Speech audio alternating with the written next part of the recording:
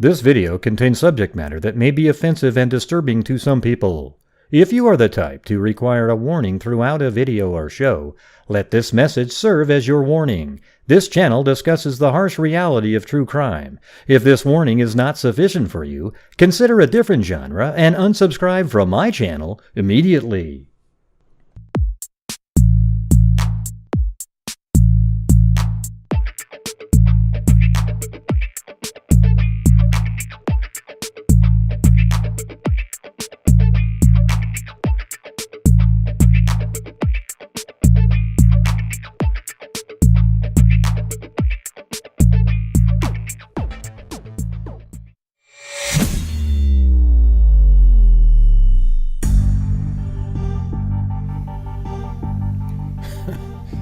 What's going on, everybody? Thank you, QB. Man, Husey. I think that's what Jay Case used to call me.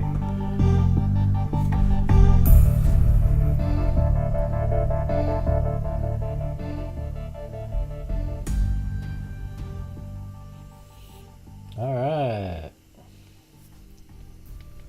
Well, I got the file kind of late, so that's why the show's a little bit later, the audio file. So it was, I think, 4.5 hours, and I have it down to 2 hours and 40 minutes. Okay. And a lot of it's just, oh, God, I mean, the second part is just, can you take a look at this document, sir? And it sounds like this.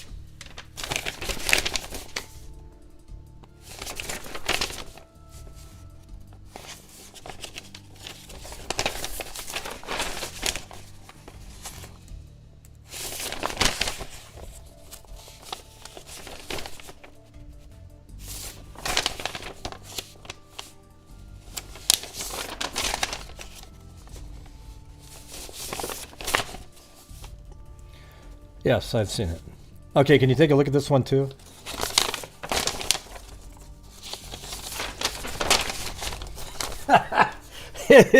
It's so ridiculous, you guys. I mean, I'm just telling you. I mean, it's absolutely incredible. It's not really the sound effects, it's just the amount of time wasted looking through documents. You know, it's just, wow. Okay. Yeah. So one thing I did want to say is, like, you know, speaking of Jay Case and whatnot, you know, there's people that used to be here, and then they left. You know, whether they didn't like me or whatever happened. But I still want to say thank you for all the support you gave me over the years. That also, you are also helping the DNA funds that we've put in there over the last 3 or 4 years. They're still sitting there, and you guys had a big effect on charities and things like that too. All right, so you guys all made a difference, even if you decided you didn't like me anymore and you went on somewhere other direction. So I just want to say thank you for supporting over those years and whatnot. And if you decided to take off because you just didn't like me, I still appreciate you supporting the channel. And we also, if there's ever a case solved coming up here in the DNA, just know that you played a part of that some of your funds is in that bunch, that funds. Okay. All right. So sorry you didn't like me, or however the hell the reason you left or whatever, but it just is what it is. I am me. I say what I think. And, you know, if somebody comes up with a bunch of hooey and trying to explain something to me and I'm not going to, you know, I hear what you're saying. I just don't agree with you at all. Okay. As a matter of fact, I think you're wrong. And so that's how my personality is. I don't really have time for, like, oh yeah, I see what you're saying. You know, I mean, that stuff was when you were younger, when your brain wasn't working, and you tried to figure things out. Over your lifetime, it seems like a lot of people, you figure things out. You realize what you know to be right or wrong, and that's just what it is. Hey, thanks, scouting dude. Well, thanks, I appreciate it. Love you back. Scout Dude's a cool person. Yeah, so it's just there's people that used to be members here. I know that, and I see how like they don't like how I am. But I just want to say, anyway, either way, thank you for the support you did give, and that your money that you supported me with helped me keep doing what I'm doing, and more importantly, the huge amount of money that we've given to charities, which is $144,250 since January 2020. Okay? I think that's something that, even if you hated me, even if you hate me right now, you should feel proud that we were able to do all that at the same time. Okay? Awesome. All right. Anyways, let's get to the trial.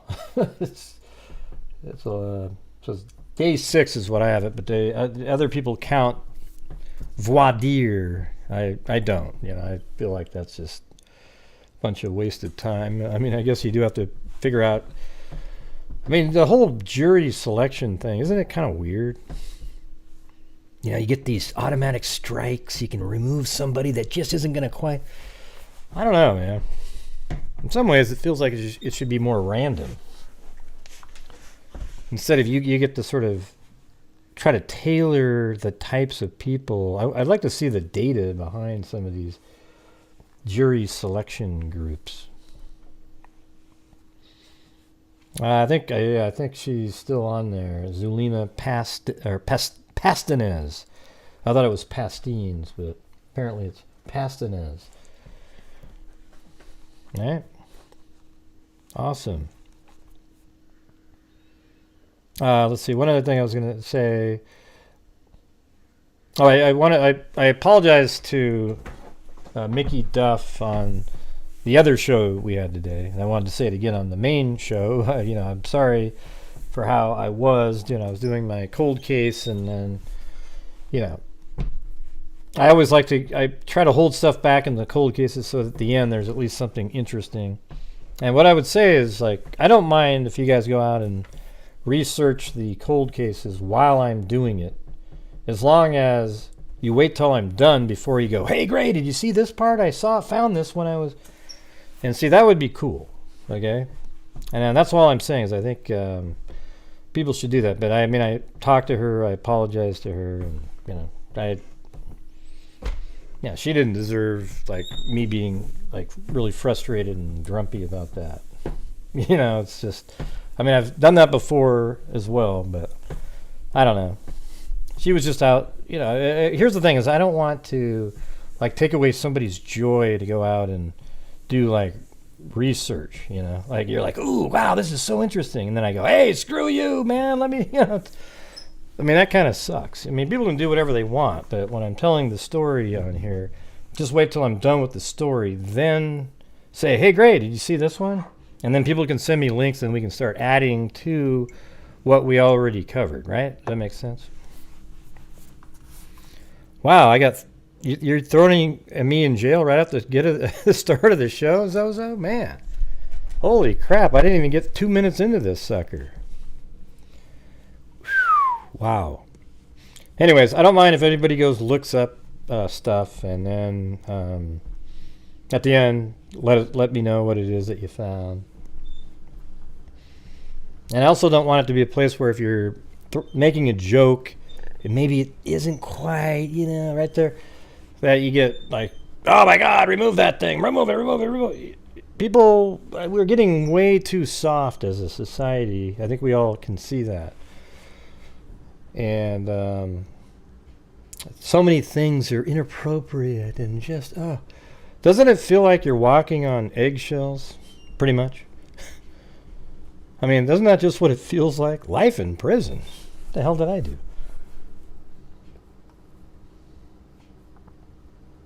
All we seem to be doing now is every time you speak, you got to be really concerned about every single way you said it and nuance. And oh, you're in prison now, Zozo. Am I offending somebody? And comedians must have the worst time of any profession right now, wondering what they can say. And what are they going to get in trouble about? And who's going to cancel them if they say the wrong thing? And I don't know. And just, everybody's a bully now. If you don't agree, you're a bully. You're a narcissist if you're confident. I mean, it's the whole thing is turning into... If I had $1 for every time I was called that, I would have retired a long time ago. Thanks, Scouting Dude. Katie Lucas. No bail. Oh, whoa. So I'm at negative something now. Annabelle Stealth. I think it broke us back to even there. Well, thanks, Lori Fisher. Yeah, Lori Fisher's been around a long time. The good old days, as it were. I think the show's stayed pretty similar over the years. You know, maybe I'm a little grumpier than I used to be or whatever, but, you know, it's... After a while, you get a lot of battle scars from being a true crime YouTuber. Just, so much garbage going on that after a while, you get sort of a little bit jaded about it. It's hard to maintain. I mean, if you're just making videos, I could see it being... You could maintain a pretty normal-ish existence because you just put a video out and move on to the next one. But when you're live stream, you have to deal with people and comments and weirdness. Thanks, Admiran. All right, I can get out of here. Thank you for throwing me in jail right when the show started. Life in prison. Life in prison.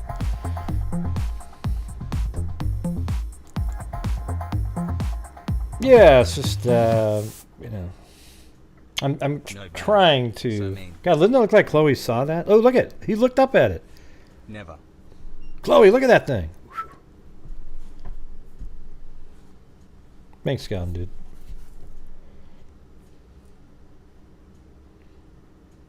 Yep. Well, thanks, Amber. That looks like Chad Daybell. Lol bail. Oh, man.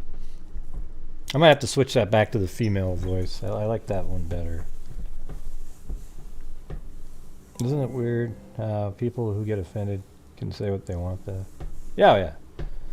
Yeah, because they're on the politically correct right side of the bullcrap. And, you know, even though it's not, that's the scary part. Right? It's like they're not on the right side, but it's been deemed so by, you know, the... I don't even know what the is. It's just... They'll love Gray the way you are. Well, thank you. God, look at that. Chloe's getting just smashed by that taco. Look at that thing. I just realized that's cheese coming out of the ends. Get in jail so early? Those are cheese footprints. I didn't even realize that, I don't think, till just now. Man, that looks pretty good now. A family that loves disagrees. That's right.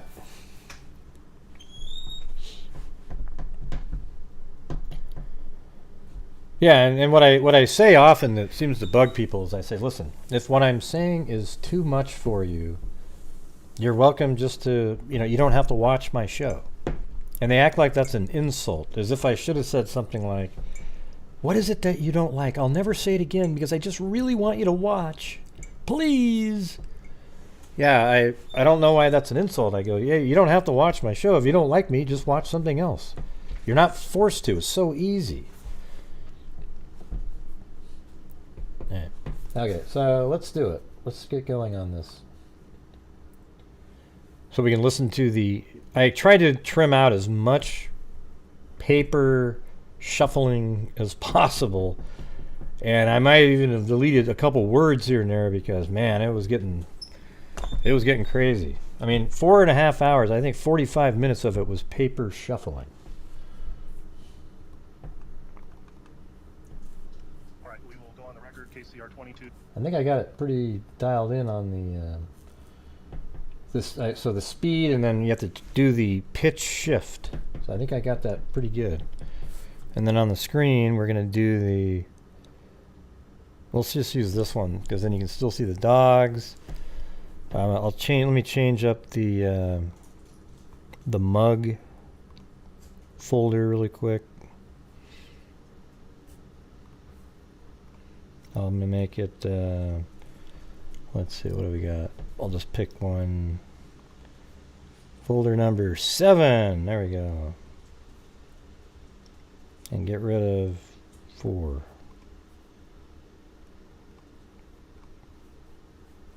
Okay, there we go.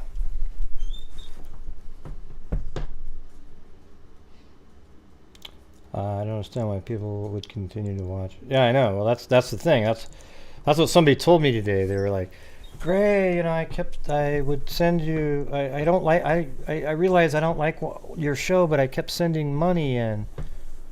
And I was like, oh, wow. Yeah, I mean, I think that is weird. I mean, I wouldn't want to have, like what's weird is I don't know why you're sending money in if you don't like the show. Was it just sort of this habit thing where you just,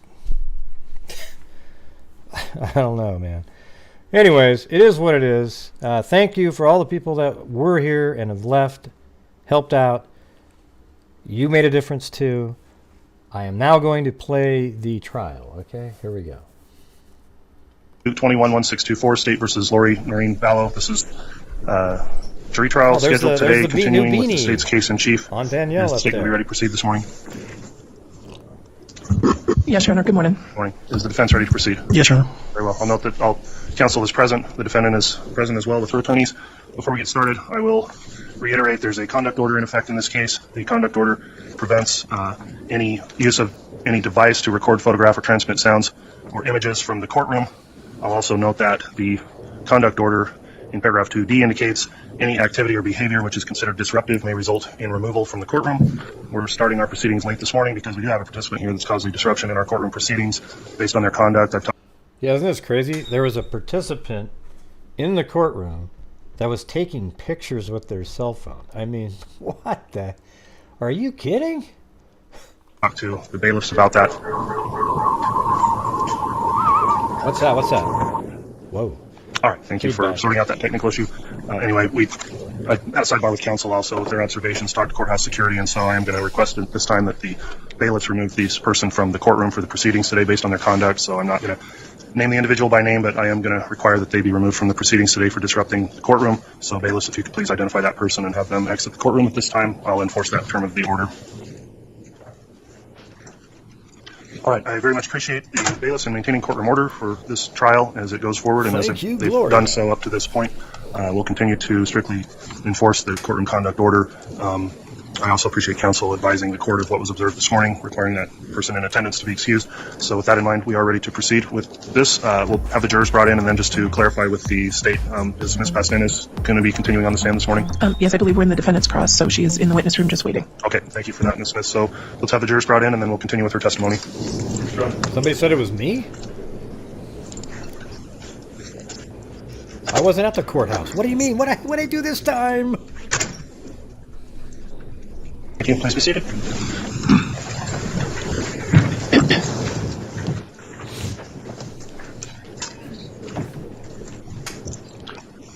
All right, the court will note all jurors are here present and properly seated, and I believe each has signed the juror affirmation before coming back in today. Is that correct?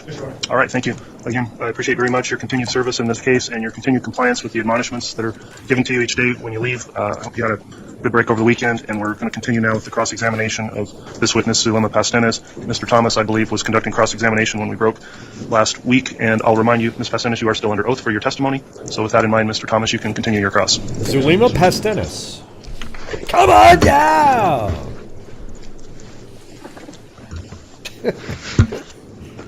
Ms. Pastenes, how are you doing today? Oh, God. I'm fine. This guy. Good. Thank you. Just a little bit of housekeeping. I wanted to know if over the weekend you were able to speak with the prosecution or anybody from the prosecution team? No, sir. Okay. Who does this guy sound like? Did you have a chance to review any of your notes or any of your files regarding your testimony? No, sir. Okay. When we were talking a little bit on Friday, we talked a little bit about a number of things. One thing that kind of bothered me over the weekend, as I was going through the testimony, was your relationship with Alex. And so I want to talk a little bit about that. So you first started dating Alex on October 31st, 2019, is that right? We went on a first date in August of 2019. Okay.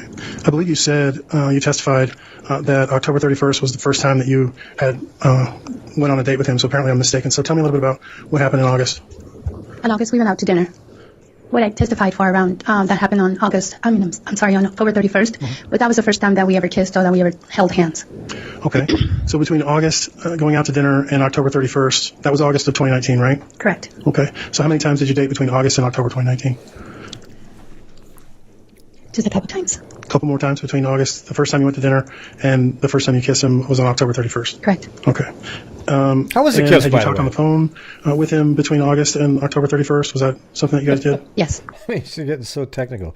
Now, when you kiss him, was it closed lips or? Quite frequently or not really? I wouldn't say quite frequently, but frequently. Okay. And what kinds of things were you talking about? We talked a lot about scriptures. We talked about talks that we had read. We talked about our families. We were just getting to know each other. Just getting to know each other? Yes. Okay. Yeah. And then between October 31st and, November the 7th, was the first time you kissed was October 31st, and then what happened in that week between October 31st and November 7th? Tracy, that's Together? I'm sorry, go ahead. I'm sorry I interrupted you. Okay. I was just going to try to clarify a little bit. Was there anything significant? Were you seeing each other every single day between October 31st and November 7th? No, that would have been impossible because I was in Arizona and he was in Rexburg, Idaho. Okay. And my understanding is that on November the 7th is when he presented you with an engagement ring, is that right? Correct. And was that in Rexburg or was that in Arizona? In Rexburg. Okay. So you came up to see him on November the 7th? Correct. Okay. Were you there for that purpose or were you there for a conference or for some other purpose and you just happened to meet up with him? No, I came specifically to spend time with him. Okay. So he gives you an engagement ring. Had you guys talked before that time, between the kissing a week earlier and getting the engagement ring? Did the two of you talk about the possibility of getting married? Yes. Alex was pretty very long. clear that he was looking for a relationship and he wanted to get married. And when did that come up? How did that come about? When did that come up? I'm pretty sure that he actually talked about it the first time we went out to dinner. The first he time. wanted to have a relationship and he wanted to. Wouldn't you run for the hills, by the way, when you hear this? She just said that. Thank you again, Grey Dot. These are long days for you. Thank you, Jay Tharp. On our first date, he was talking about us getting married and having kids. Put a 1 if that's something you want to hear on your first date. All right, let's put that again. Especially with a guy that looks like Alex. October 31st and November 7th. Together? I'm sorry, go ahead. I'm sorry I interrupted you. Okay. I was just going to try to clarify a little bit. Was there anything significant? Were you seeing each other every single day between October 31st and November 7th? No, that would have been impossible because I was in Arizona I and just he was rewound in it so we could hear it Rexburg, again. Idaho. Okay. And my understanding is that on November the 7th is when he presented you with an engagement ring, is that right? Correct. And was that in Rexburg or was that in Arizona? In Rexburg. Okay. So you came up to see him on November the 7th? Correct. Okay. Were you there for that purpose or were you there for a conference or for some other purpose and you just happened to meet up with him? No, I came specifically to spend time with him. Okay. So he gives you an engagement ring. Had you guys talked before that time, between the kissing a week earlier and getting the engagement ring? Did the two of you talk about the possibility of getting married? Yes. Alex was very clear that he was looking for a relationship and he wanted to get married. And when did that come up? How did that come about? When did that come up? I'm pretty sure that he actually talked about it the first time we went out to dinner. The first he wanted to have a relationship. First and time they he went wanted he wanted to be married and he wanted a relationship. Okay. And did that intrigue you? Did that frighten you? Was that kind of like awkward? What was that like? I really don't remember if I had any reaction to what he was sharing. Okay. What about on November 7th when he actually gave you the engagement ring? Were you, was that a surprise? Was this something that you had thought about, that he had thought about? I was not surprised. He had told me that he was looking for a ring and he had asked for my ring size. Awkward. So I was not completely surprised that was going to that happened on that day. And when did he ask you for your ring size? I was it was during the few days before I came Oh up my to God. Rexburg. Awkward. So sometime that first week of November? Probably, yes. Okay. And so then you got the ring. And how long did you spend in Rexburg? On the 7th, you were obviously there on the 7th. So what other days were you Her there? portal? Is that a euphemism? It was also a short trip, so Lily? I think that it was only like 2 to 3 days. Okay. And did you go back home to Arizona? Yes. And did Alex go back home to Arizona? No, he stayed in Rexburg. He stayed in Rexburg. And so when was the next time you saw him physically in person? Thanksgiving. Thanksgiving? So that would have been around the 23rd, 24th, something like that? Look at that. Rainbow's End Kitty's writing a Harlequin romance in the chat itself. I don't remember exactly the date, but it would have been around the end of November, yes. Okay. And then you saw him that weekend for Thanksgiving for the whole weekend? Yes, he stayed at my house. Okay. And was that did he come up on a Wednesday for Thanksgiving? So they get their first kiss and then they get an engagement ring like a week later. Thursday, or when? Do you recall when that was? He came on Wednesday. Okay. And did he stay through the weekend? Yes. I need Did to he go hear back that home song, after that? Do You Believe in Magic? No. Right now. No, he stayed with you the whole time. Yes. Okay. So he comes up on the Wednesday before Thanksgiving, and then at some point you guys get married, right? Correct. And that was on December the 1st? I don't want to give you the wrong date, but I believe it was that. It was your wedding day. You remember your wedding day, right? I wish I could tell you that I know exactly the date, but there has been so much trauma around that date and all of the events that happened during that time that at times it is very hard for me to remember certain things, Okay. All right. especially the ones that I would like to forget. Okay. And when you say you like to forget, that would be, I don't want to put words in your mouth. Is that the death of Alex? That and among many others, yes. Okay. What other things are traumatic with Alex during that time frame?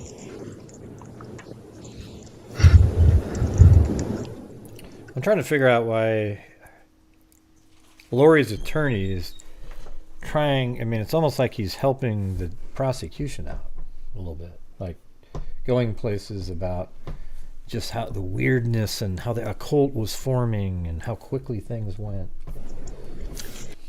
Oops. The fact that I went to work early on December 12th and Alex was fine, and when I came home, Alex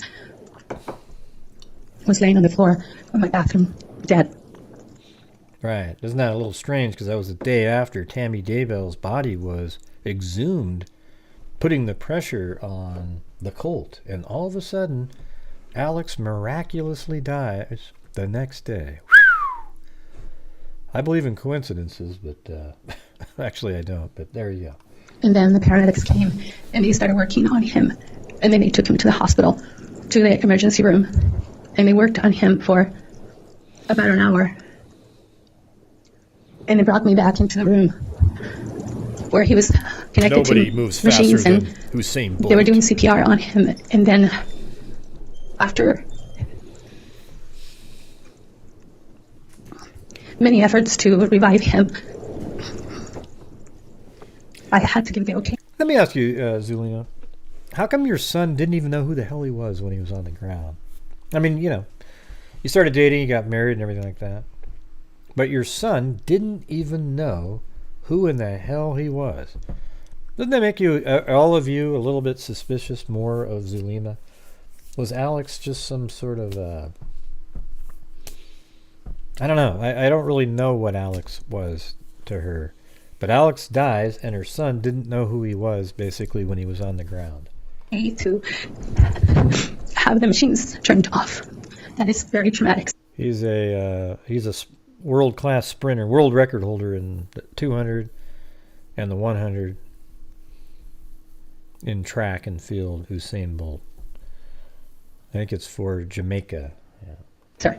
Right, and I understand that. I'm not trying to be callous or anything. And I said, other than the death of Alex Cox, was there anything else that was traumatic during that time? That's all I was getting at. Was there anything traumatic that happened to you between your wedding and and when Alex passed away? Not that I can recall. Okay. So, Who cares if he's been beat? He's still the fastest person that's ever lived. People don't win every single race they're in. When they lose, it's because they ran bad. you started dating in August, and he passed away in December.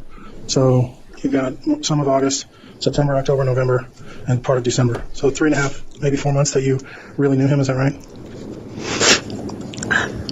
That I knew him personally, yes, in that. Okay.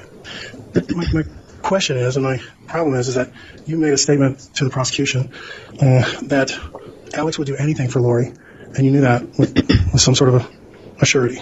And so I guess my question is, how is it that you knew him between August and December, and you knew this much about him, and you didn't really spend that much time with him? So is it maybe possible that you didn't know him that well, and that maybe he wouldn't do anything for Lori? What? I would have to disagree on that, and the reason why I have to disagree on that is because of the way that Alex expressed himself whenever he wanted to do something or make a decision on something. He felt that he always needed to have Lori and Chad. So that was kind of the answer to why he was asking what he was doing. But it took him a long time to get to such a basic question. All the other stuff was helping the prosecution. That's per se poor, permission or okay. line of questioning. And to give you a couple examples of that would be when Chad told him in a blessing that he was going to be moving to Rexburg, and that he would be one of the warriors in Rexburg. The following day, he took a plane. A level 14 warrior with 27 extra hit points with his shield. Back to Rexburg with Chad to immediately come and check out the area, and he eventually moved up here. The other significant reason why I say that is because after we got married, we were talking about how we were going to be living with her. I had already told him that I was not going to be moving to Rexburg, and that my family, my work, my life was in Arizona. And he... Thank you, Kathy Freidenmaker. He was at the time still had all his stuff and living in Rexburg. And so we were discussing on how we were going to, what we were going to do. And he said, well, before I make any decisions, I need to ask Chad and Lori what I should do. So he was asking for some advice, right? I will call it direction, sir. Okay. I'm going to go ahead and hand you what's been marked as defense exhibits A and B. Well, she's pretty good at, she's obviously got a deal This is a cut courtesy copy here. of the court. I'm sorry, counsel, you did give us a copy. Which one you're giving them both? A and B, yeah. Okay. Thank you, Allie Cake.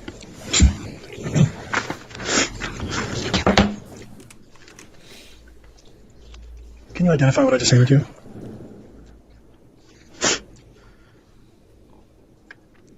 He was to death. It looks like they are copies of text. Yeah. Yeah, Alec, Eugenie said Alex was to death. That's pretty good. That's pretty good. Yeah, I always thought it was some medication, but maybe that is exactly what happened. Between Chad and me and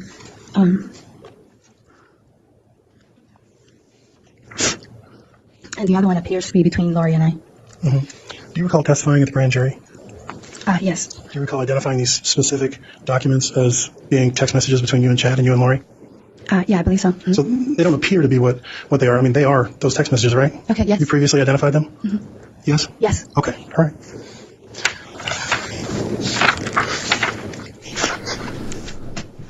So I'd like you to turn to Exhibit A, page number 17. Judge, just for the record, can we have these identified in the date range? The state isn't going to object to their admission, but could we have a little bit more description of A and B on the record so that the witness and jurors know what she's looking at? Yes, so Sure. for starters, Mr. Thomas, are you moving to admit A and B? I am moving to admit A and B, Judge. All You're right. previously admitted you're previously admitted in the grand jury. And state's indicated no objection, is that correct? That's correct, Your Honor. Okay, so Defendant's Exhibit A and Defendant's Exhibit B are both admitted.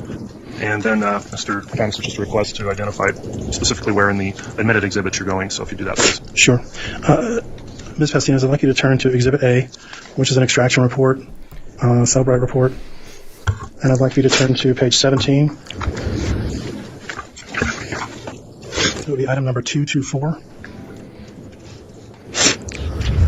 And I'd like for you to read for me in front of court what the what the text message says. He says, "Hello, Chad. I had a conversation with my daughter, Kara, today, and it didn't go well. She doesn't want to go to Thanks, Rexburg, Eugene. and she feels like I'm abandoning her if I leave without her. I feel really bad right now. I had a prompting the other day to ask you if you could see who she was before in this life. She may be able to start seeing truth. I was told this week that I will go to Rexburg eventually, but not right now. So I just need to prepare for when that eventually is. Thank you for always being there for me. I'm so grateful for you." And what was the response on number 225? This is Chad speaking to you, right? Thank you, Zulema. I will find out about Kara. I agree with you about Rexburg, not immediately, but eventually. I'm so grateful for you, too. Let's talk soon.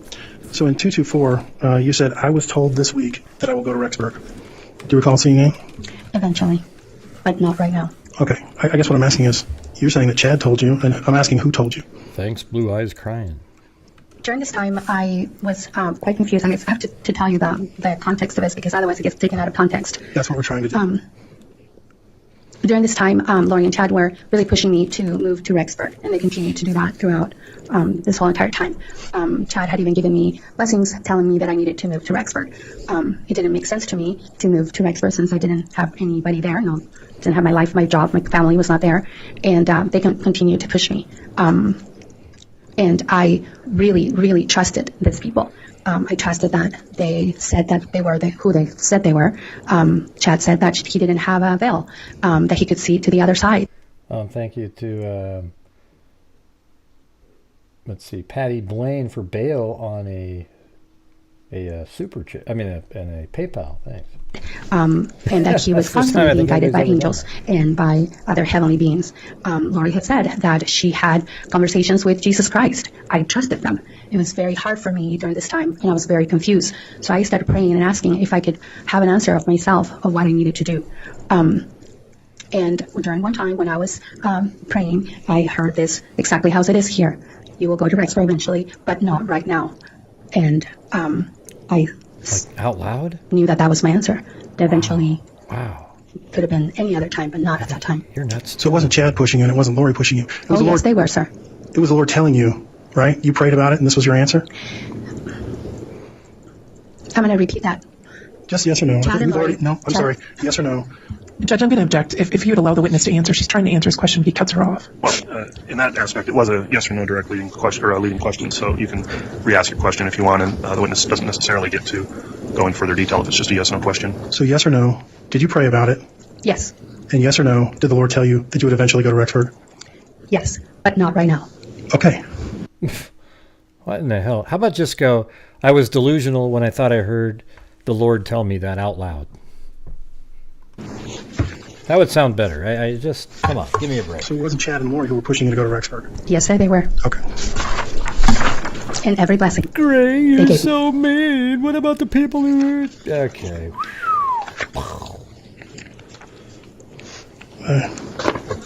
We're going to have to do this a different way. All right, let's turn to page 1 of Exhibit 59. Well, Defendant's Exhibit A, right here. I'm sorry. Your Honor. Defense Exhibit A. Just making sure. Apologize. Thanks. I'd like you to read There's a reason for item that, number 5. Paulette. There's a reason. That's the same reason he I doesn't woke up talk this to morning me. and the first thing I heard was, I have made you mine, and it was a man's voice.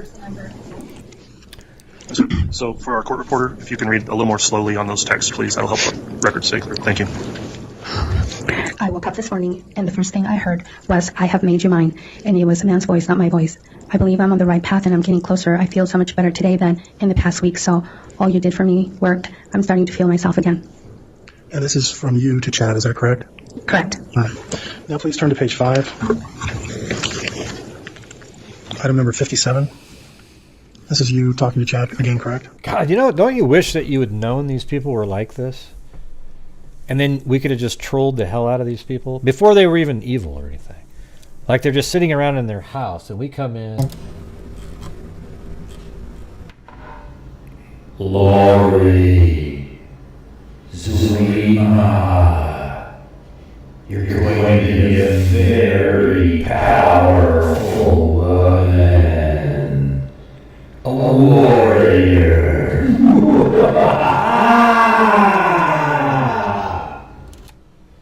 Wouldn't that have been great? All those, we could have had them. we should have said it was give all your money to JJ and Tylee. Worship them. They are the greatest kid. Maybe it could have helped. All right. But we would have been absolutely incredible. Just think about that. Like, he knew in advance. You go outside their window and make these sounds echo through their homes. It'd be just awesome. Correct. Okay. Can you read item number 57? I have a couple of questions for you. Do I have a calling and election made sure? Will I have a calling and election made sure? Will I have a second comforter? Do I look after these things? And ... how will I know when and how to go to the temple when the call out happens? And that text message was on January 24th, is that correct? Correct. Okay. And then you sent him another message a minute later, starting with the Lord has placed a new yearning, is that right? Yes. Can you go ahead and read that one? The Lord has placed a new yearning in my heart. It's so beautiful. I only want to read, study, learn, go to the temple and serve him. I'm really leaving the world behind. He's telling me there's no time. He's telling me there's no time for anything else. So I have questions come up as I study and go to the temple. Okay. And that's you talking to Chad, and then Chad answers you, is that correct? Yes. And that is a couple of hours later. And what does he say to you? Can you read that? I am so excited for you, Zulema. You're on the right path. As a multiple creation person, you have already received your calling and election, as well as the second comforter. I know you have a close relationship. I was corrected that creations and... What's the other one? The other term, multiple probations mean the same thing. Creations and probations. Relationship with the Savior, and that's what those really mean. Don't worry, you will know when to gather. I actually feel you'll be among the first people to gather to the safest white camps. You're part of the team! ! Okay. And this next one, number 60, is you responding to that. Can you read that? I just got chills all over my body reading your text. That's the reason why the voice came to me saying, I have made you mine, because he already had ! Or, oh, it's so amazing! ! So when you're talking about I have made you mine, that's what you just talked about earlier, is that right? When you woke up in the morning and he said, a male voice said, I have made you mine? Correct. Okay, so you're talking about the Lord talking to you directly? Yes. Okay. Yeah, it's like a hotel, right? Is that what you're saying, Tracy? Thank you. Were there times when you called Chad or called on Chad to heal you from some pain or some spiritual binding or something to that effect? Yes. Okay. And was one of those times right around Christmas, right after Christmas 2018, when you had a shoulder issue? Do you recall that? No, I don't recall that. Okay. Would you please turn to page 3? It will be item number 23. Should be the top of the page. Yes. Can you go ahead and read that? That's you talking to Chad, right? Or are you texting Chad? Yes. Go ahead. Merry Christmas! ! I hope you had a beautiful time with your family. Could you tell me if I have weapons on my back? I think. What? I think I'm being attacked again. Okay. What did you mean by that? Weapons on my back. Lori and Chad always taught that people. when you had any kind of physical pain or any emotional thing like depression or anything like that happening with you, that it was usually it was attack from the dark side, and that it was usually evil spirits attacking your body or your emotions. And did you believe that? I did. But what do you mean weapons on my back? What does that mean? And this particular occasion, you felt like you were having some sort of attack from the demons in your back? Yes. Okay. And did this resolve on its own, or did Chad do something to resolve that for you spiritually? I don't recall that. Yeah, let's see. It was either the demons or I lifted these really heavy books off a shelf and I had a little pain there. But, I'm not sure. I think it was either the demons or lifting those books. What do you guys think?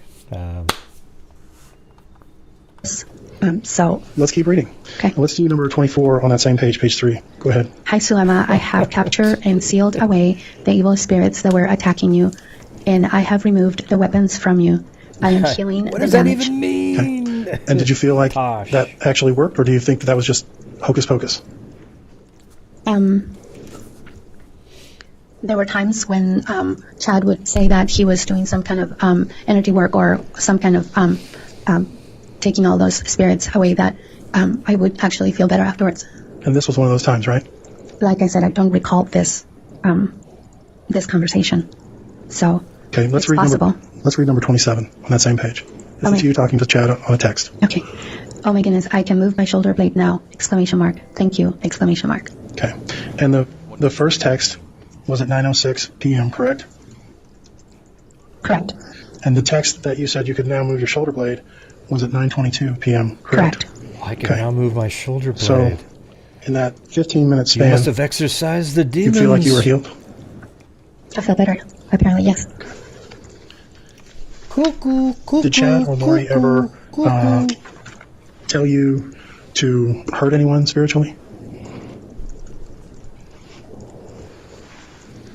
No. Okay. Your work was always for the good, for light, right? No, that's At the not. time, I believed it to be You're so. not- So, sir, yes. You're not telling the truth there, Zulema. Remember when you and I think it was Melanie and others did some prayers?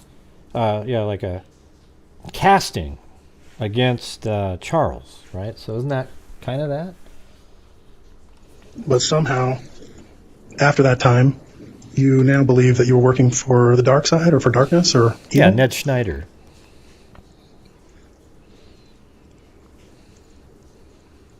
At the time, I believed that we were doing something good to help get rid of darkness and evil spirits off of the earth. Now I believe that the intentions were different and very evil. So your intentions were different and very evil? No, sir. I believe that Chad and Lori's intentions were very evil. In telling you that they loved you, that you were doing such a great job, that you were turning away these evil spirits, those kinds of things? No, sir. I don't believe that. Those things that they were saying were evil. Manipulative, most definitely. But those things were not evil. The result of all of this was, yes. And we'll get into the result a little bit later. Let's move on to page number 9, item number 108. This was you texting Chad. Can you read that for me? Hi, Chad. How are you? I wanted to tell you I've been given a new weapon of light fire. I'm practicing and using it. I used it this weekend quite a bit to heal the girls when they were attacked. I was attacked a lot this weekend.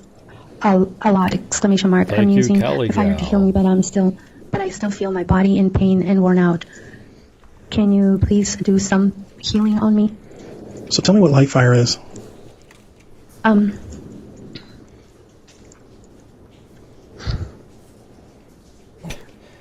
They I'm must. trying to find the words to explain that. Right. Yeah, there really isn't anything. So there's all these little goofy, stupid ass things that the cult came up with. So now it's embarrassing to even mention it because they believe those things. And you can tell she still kind of believes, just like Melanie Gibb still kind of believes in this hocus pocus absolute garbage. And it just shows you how there's a lot of people in society who... What's that sound? Oh, that's... Man, it's like pouring outside. There's a lot of people out there that are... I don't know if you call them dumb or just sort of gullible wackos that are sort of willing to believe anything. That's where you get cults like Jonestown Massacre and just all of them. The Nazis, I mean, it's the same shit. People just believe something. It is like imagining in your mind and with the intention of having a very like a light aura that perhaps has some fire around it, and putting it around somebody or some kind of wound to help it heal. So light fire is a healing weapon that you had. At that time, yes. Light fire. And who gave you Plus that 3 healing bonus weapon? points. Wait, it was a weapon? It was a healing... I don't remember. I don't recall. I don't even recall this conversation. I'm sorry. So was it a cleric that gave Do you ever the recall healing using light potions? fire? Yes, I do, sir. Okay. And you always used it for good. Correct. And you always used it for healing purposes. For healing purposes and during the castings as well. And during the castings out of evil spirits. Correct. Okay.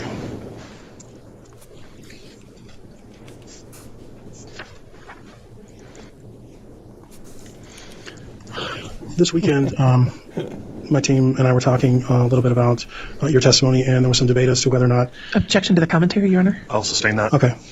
Do you have a portal in your home? Oh, I thought it was light. No, sir. Have you ever had a portal in your home? So it's light No, sir. fire. Okay. Can you please turn to page 10, Okay, let's see. What's one for life? item number 126? This is you speaking to Chad, or texting Chad. Is that right? Yes. And what's the date on that? April 8th, 2019. Can you read that for me?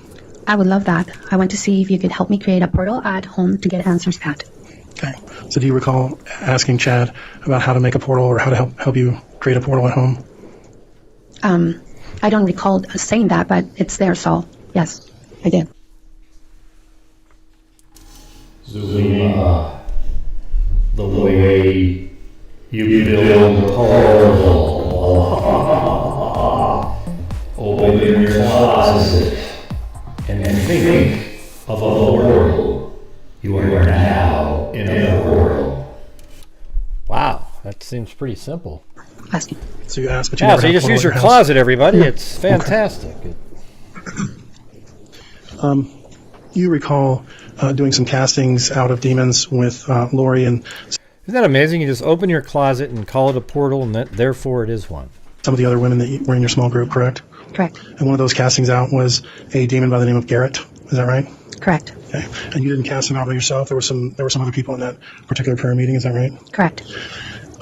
And you specifically asked that this demon be released from its host or its body, right?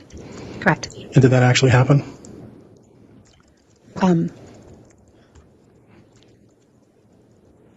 I don't know. You don't know. No. And the reason why I say that is because Lori always had to check with Chad to ask if it had been done correctly or not. And then she would say, yes, it was done, or no, it was not done. But it wouldn't be something that I would know whether it was done or not. So we would get confirmation from Chad. And did you get confirmation from Chad that this entity had left Charles Vallow? Yes. Okay. And so that was a successful casting? According to them, yes. Well, what about according to you?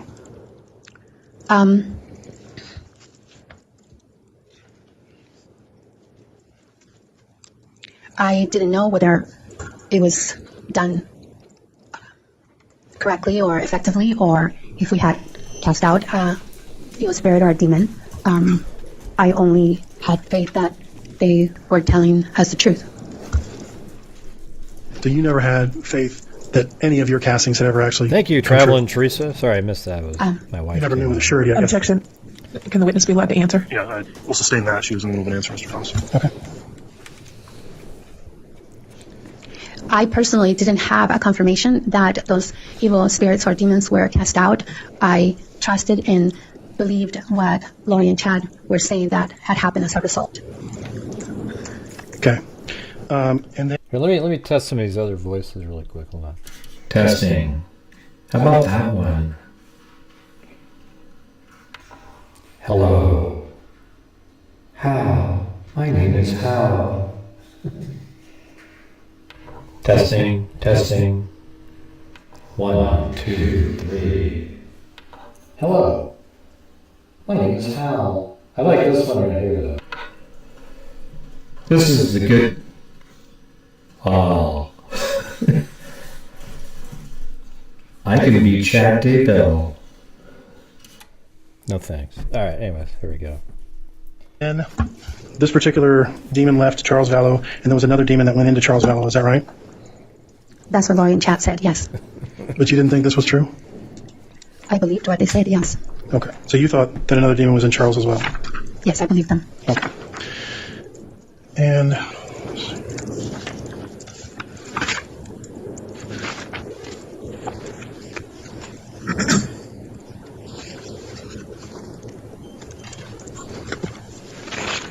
Charles passed away on what day? Do you recall? July 11th. Okay, that was in 2019. Yes. Do you recall what you were doing that day in the morning? I was at temple. You were at the temple? Okay. Can you turn to page 5 of exhibit B?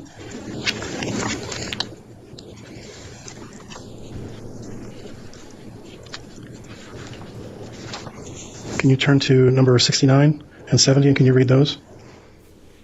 I'm on my way to the temple. I'll be in the celestial room.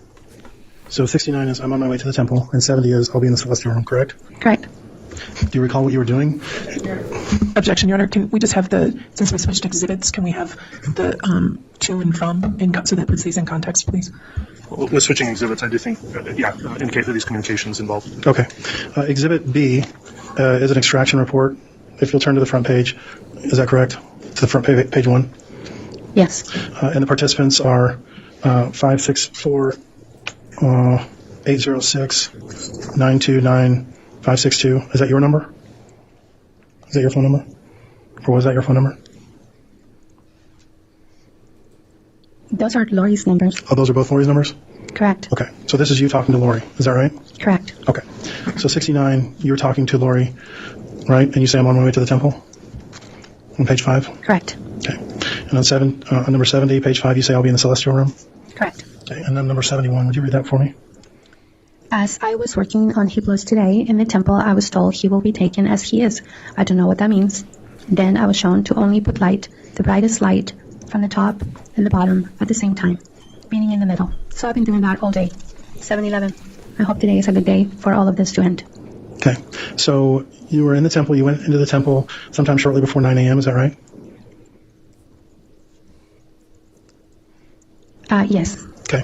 And are you allowed to bring your phone into any of the rooms in the temple? No. Okay. So you didn't have your phone between, say, 8:54 when you first texted that and 11:30. That's a long time. So between 8:54, how long were you at the temple that day? Do you recall? I don't remember how long I was there. Okay.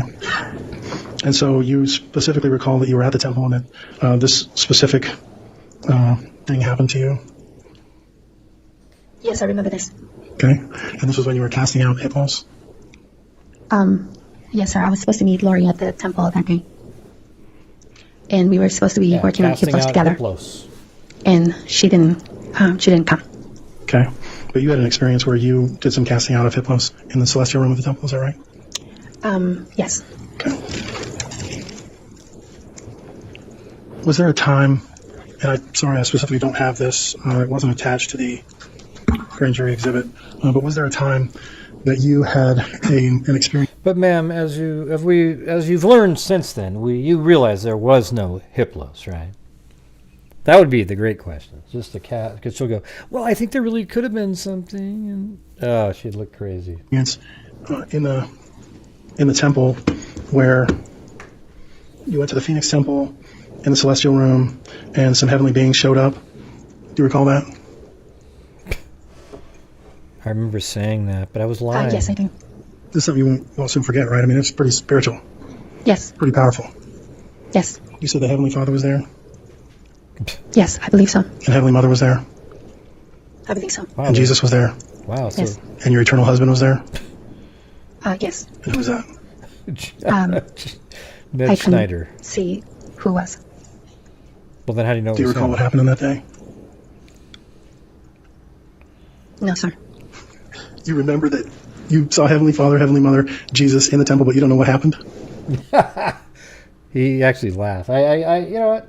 I got to give the attorney credit for that one. See, what's weird is this is the defense attorney, but I don't mind him grilling her into oblivion. Let me go back a little bit. And your eternal husband was there?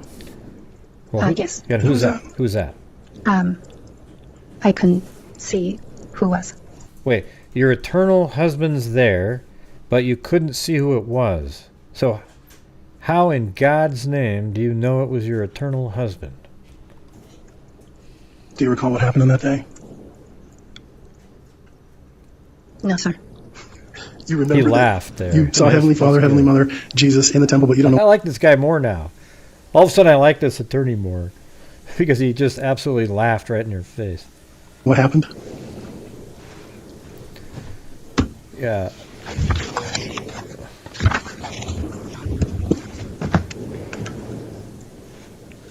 I think there was like a break or something.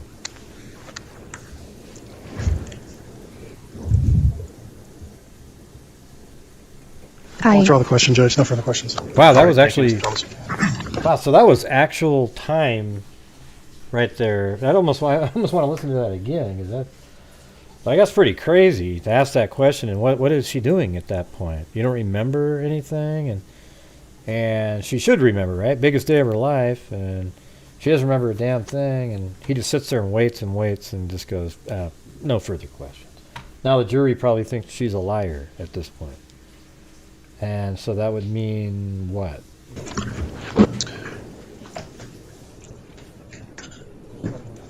Let me go back to that. Give the exhibits, and then if And your eternal husband was there? Yes. And who was that? I couldn't see who was. Do you recall what happened on that day? That's crazy. No, sir. You remember that you saw Heavenly Father, Heavenly Mother, Jesus in the temple, but you don't know what happened?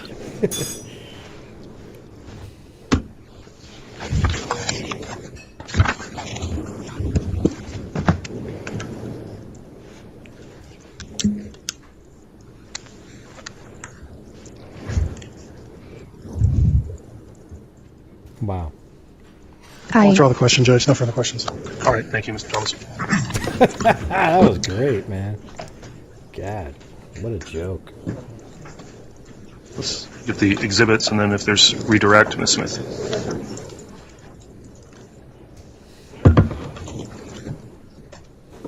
May I proceed, Your Honor? You may. Thank you. Good morning. Good morning. Okay, do you need a minute? Or can we proceed? We can proceed. Okay. On cross, Right Mr. Thomas asked you and questions about your view on people, and you said on cross that you try to look for the good in people. Did I hear that right? Correct. Okay. And in part of looking for the good in people, that's based on your personal faith and your beliefs as a member of the Church of Latter-day Saints, right? Yes. Okay. And so in answering his questions, a lot of your questions were about trying to see Lori you started out trying to see Lori as a good person and a person of faith like yourself. Correct. Okay. So let's talk a little bit about that. We'll turn to Defendant's Exhibits A and Defendant's Exhibits B.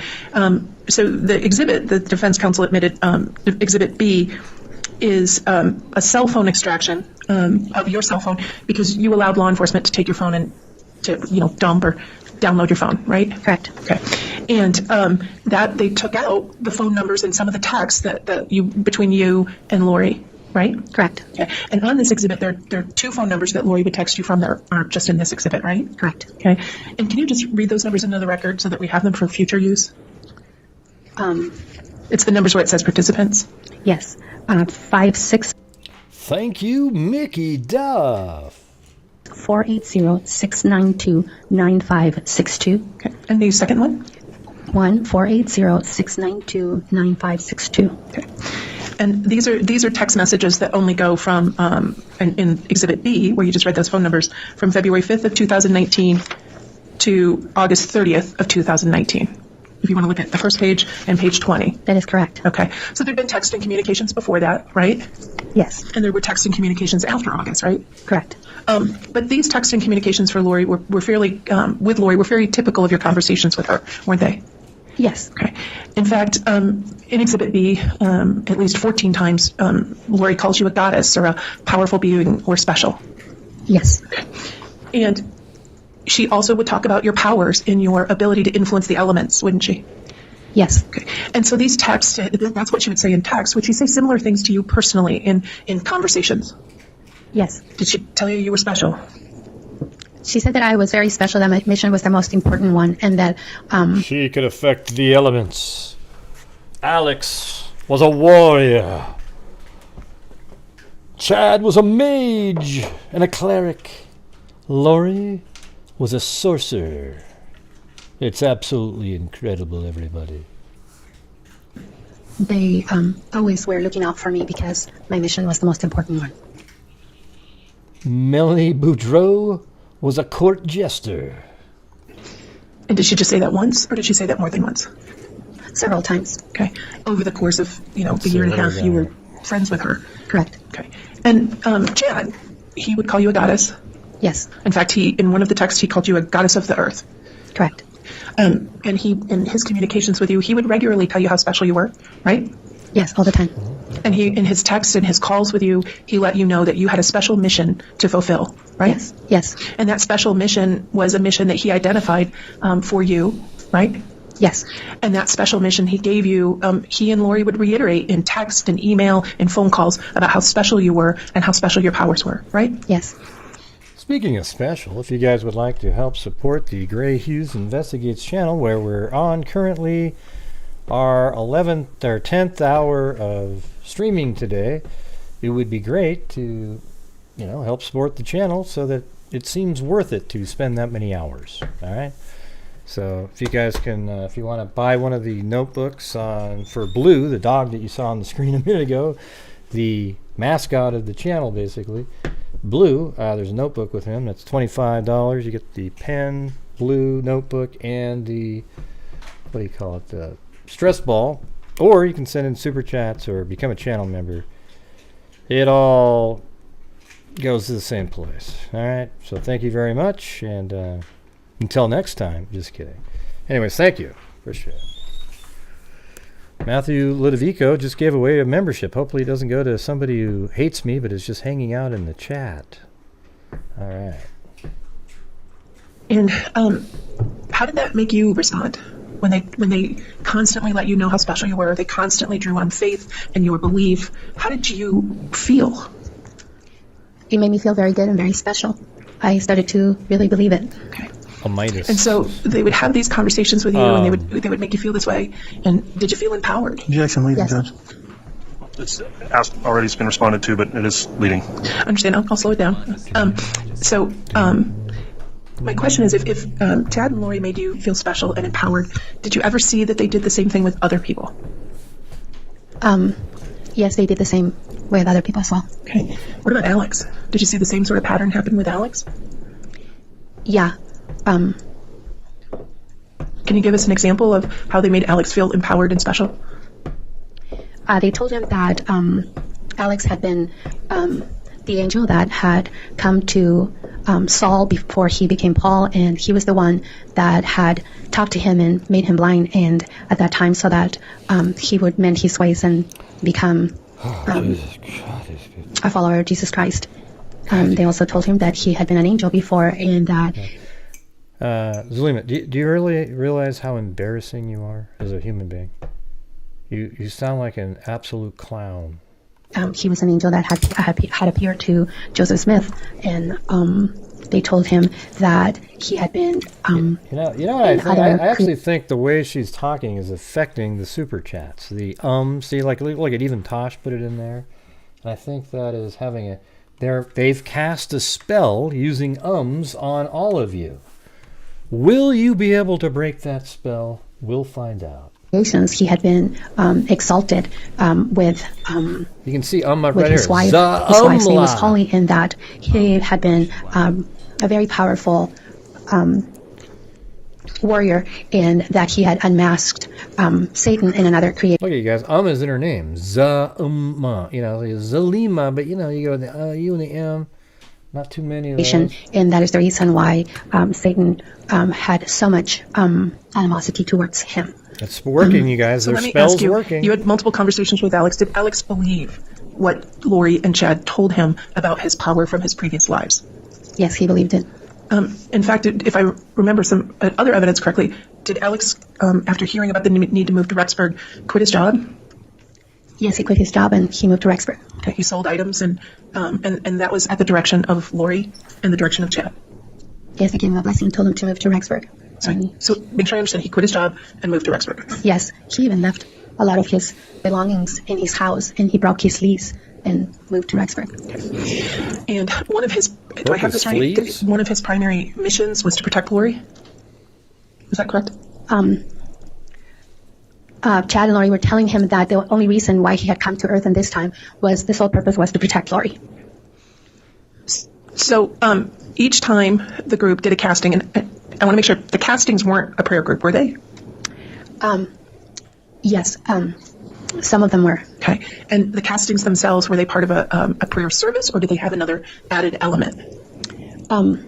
There was added elements to it. Okay. I don't, but we've heard a lot about it, so I'm not going to go down there. But I guess my question is, each time that there was a casting done on the demon or the dark spirit that was in Charles Vallow, did each dark spirit, according to Lori and what she told you, each time that a dark spirit entered Charles, did that dark spirit get stronger? Judge, again, she's leading it, and I'm trying to transition. I'll move quickly. It's sustained. It's Okay. sustained. All right. Can you tell me, did the strength of the spirit that entered Charles Vallow each time after a casting, did it increase or decrease? Again, Judge, this is leading. Right. Overruled that time. Thank you. Lori said that the first one had just followed him for a couple years and knew everything about him. The second one was a very powerful one that had been around for hundreds of years. See, look at Vanessa Dance is been controlled by the spell that Zulema has cast on all of you. This is unbelievable. Do you guys see what I'm saying here? And you notice how they're all the same amount. They're all $5. So you wonder, is there something to this? And had done that very many times. And then by the time we got to Hiplos, Hiplos was a very powerful, extremely powerful demon. And this one was almost impossible to cast out because he was so experienced and so powerful. Okay, but you say it like that's a real thing that happened.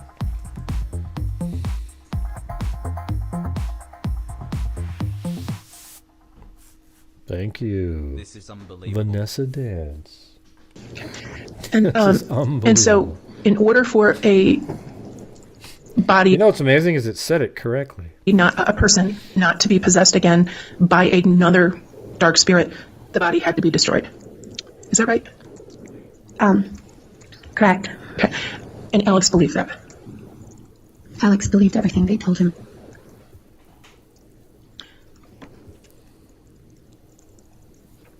Thank you. I have nothing further. All right. Thank you, Ms. Smith. I will conclude the testimony then for this witness. You can go ahead and be excused. Is the witness under subpoena? I apologize. I was struggling to turn on the mic this morning. I apologize, Judge. I would ask that she be excused. All right. Any objection? No, Your Honor. Okay. The witness can be excused and released from the subpoena if there's one issue.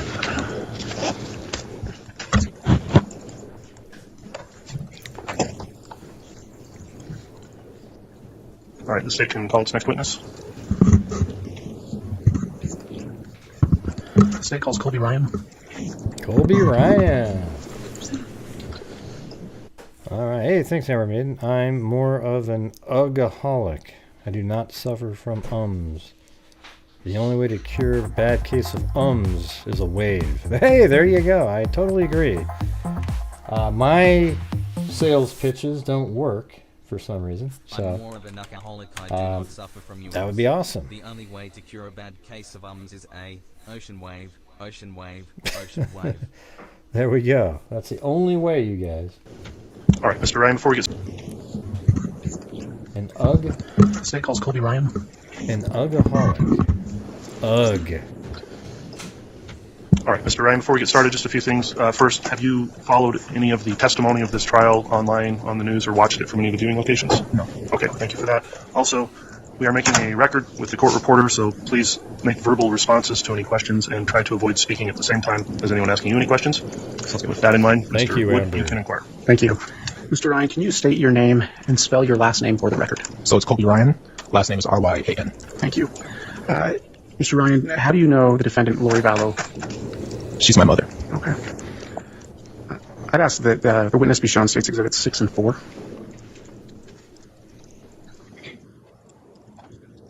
Those are previously admitted, correct? Yes. All right, Exhibits 6 and 4 are both being shown to the witness. Mr. Ryan, can you just briefly look at those and familiarize yourself with those exhibits? And then, if I could publish those to the jury very quickly. You can. Mr. Ryan, I'm going to show you what's been previously marked and admitted. States Exhibit 6. Do you recognize that person? Yes. Who is that? That's my sister, Tylee, Brian. Okay. What was your specific relation with Tylee Ryan? She was my half-sister. Okay. Mr. Ryan, I'm going to show you what's been marked previously and admitted as State's Exhibit 4. Do you know that person? Yes. Who was that? My little brother, JJ Vallow. Okay. What's your specific relation with JJ Vallow? He was my adopted brother. Okay. Mr. Ryan, do you know who Charles Vallow was? Yes. Who was he? He's my stepfather. Okay. Do you know approximately how long he was your stepfather? 13 years, I think. Okay. Thank you, Cindy. Do you recall the day that Charles Vallow died? Yes. Okay. Did you happen to have a conversation with Lori Vallow about how he died? Yes. Where were you when you had that conversation? I was at work. Okay. What time of day was it? Around 2 or 3 p.m. Okay. And was it on the telephone? Yes. Did you call her or did she call you? She called me. Okay. What did she tell you about Charles Vallow's death? Do you know a Jim, or does a She Jim told me know that he you? had died from a heart attack. From a heart attack? From a heart attack. Okay. Did she say anything about him being shot? No. Okay.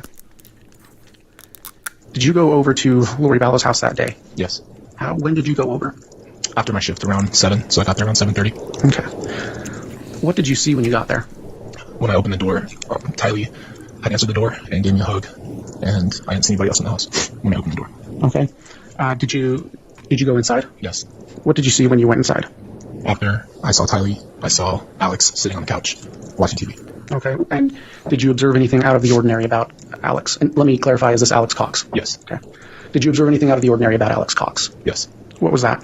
The ocean wave isn't in reference to anything. It's just a wave. They're trying to create a moment where multiple people send in super chats at the same time to help support the channel.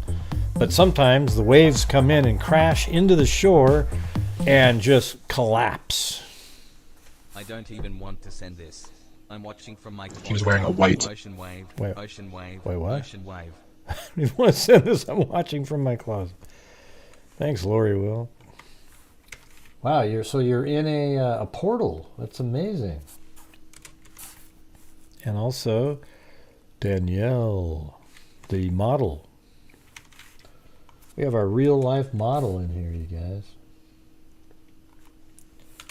All right. bandage around his head. Okay. Did you speak with him? Yes. What was the nature of that conversation? I asked him why he was wearing the bandage, and he said that he got hit in the head with a bat and then shot Charles. Okay. Alex Was that had the first time bandage. you heard that Charles had been shot? Yes. Okay. Did you see Lori Vallow that night? Yes. What was her general demeanor? Calm. Did you ever have a chance to speak with Lori Vallow about Charles Vallow's life insurance policy? Yes. When was that conversation? A few weeks after Charles was killed. And what did she tell you? She just had mentioned that she wasn't receiving any of the life insurance money from Charles. Okay. Was it your understanding from your conversation that Lori Vallow believed she was the beneficiary of Charles's life insurance policy until after he died? Yes. Okay. When Charles was alive, did you ever have occasion to speak with Lori Vallow about her and Charles's finances? Yes. How often would that happen? I would say maybe monthly or twice a month, or twice every other month. Okay. What was the general nature of those conversations? Mostly to tell me that they were, quote unquote, out of money. I'll object to any hearsay, Your Honor. I don't know who he's referring to. The question was regarding Lori Vallow. Oliver Rowlett. Well, he's quoting either Charles or Lori. I don't know which. All right, why don't you ask another question, Mr. Wood, and clarify who the speaker would be? Thank you. Mr. Ryan, in regards to the question I just asked, were those conversations with Lori Vallow? Yes. Okay. You've been called And he testified Hiblos. that she would frequently tell you that she and Charles were out of money. Yes. Thank you. Do you know who Tylee Ryan's father was? Yes. Okay. Who was he? Joe Ryan. Do you know if he I don't know, is Cindy. alive or deceased? He's deceased. Do you know when that happened? In 2018. Okay. Do you know when in 2018? I don't remember. Okay. Maybe Were it's you aware Colby. Maybe it that was Tylee Sam. Ryan received Social Security benefits when Joe Ryan passed away? Yes. I'll object. Foundation. There would need to be additional foundation there, Okay. Mr. Wood, to know how this witness would have that All information. right. How were you made Colby, aware? Mr. Ryan, did you ever speak with Tylee Ryan about money? Yes. Are you aware she had a bank account? Yes. Did you ever receive money from Tylee Ryan? Yes. And how did you know where the money she gave you came from? I'll object, Your Honor. That can only be answered by hearsay. I tend to agree with that, Mr. Wood. Is there some exception to the hearsay rule that would apply? Oh, no, but she It's told him. unavailable because she's deceased. She told him. Well, why is that hearsay? Well, there are different rules for declaring unavailable. I don't know that this falls within any of the exceptions for an unavailable. I'll rephrase the question, Your Honor. All right, thank you, Mr. Wood. Did you ever receive money from Tylee Ryan? Yes. Okay. How often would that usually happen? Mostly just randomly through Venmo, maybe. Okay. And so you would receive money from her through Venmo? Yes. Okay. To your knowledge, did Lori Vallow ever send you money by sending it to Tylee, who would then forward it to you through Venmo? Yes. And how do you know that? I would speak with my mom, and then she would send it to Tylee, and Tylee would use Venmo to send it to me. Okay. I'm going to call your attention to September 8th, 2019. Did you have a text conversation with Tylee Ryan that day? Yes. What was the general nature of that text conversation? I had asked her if she could transfer money over from Venmo to me. And how did she respond? I'll object, Your Honor. Hearsay. All right, what's the response? Your Honor, it's not being offered for the truth of the matter. It's offered to be show the effect on the witness. If it's not offered for the truth, Your Honor, then it's not relevant. Your Honor, there's many times evidence comes in not for the truth of the matter where it's relevant. I'm going to find, given the background here of what's already been laid in a foundation, I'll overrule the objection, finding under Rule 804B6 that this can come in as evidence of a material fact. Okay. So you may want to re-ask the question so the witness can answer, Mr. Wood. Can I ask the court reporter what my last question was? How did she respond when you asked her to send money to you? She said that she was no longer in control of her money, and that my mom was handling it. Okay. Did you happen to speak to your mom that day? Yes. On September 8th, 2019? Yes. Did she tell you where they were? Yes. Were you able to hear Tylee on that phone call? Yes. Where were they? They said that they were in the Yellowstone gift shop. Okay. And is that Yellowstone National Park? Yes. Okay. Did you ever happen to have a conversation with Lori Vallow after Charles Vallow's death about your sister's money? Yes. What was the nature of that conversation? I don't really remember. Okay. Do you recall your mother speaking specifically about Tylee Ryan's money? I think so. Okay. And do you recall if she mentioned her use of that money? She mentioned that she was going to be using that money for their lives' bills and taking care of them while she found a new job. Okay. Mr. Ryan, were you contacted by the Gilbert police on the night of November 27th, 2019? Yes. What was the purpose of that contact?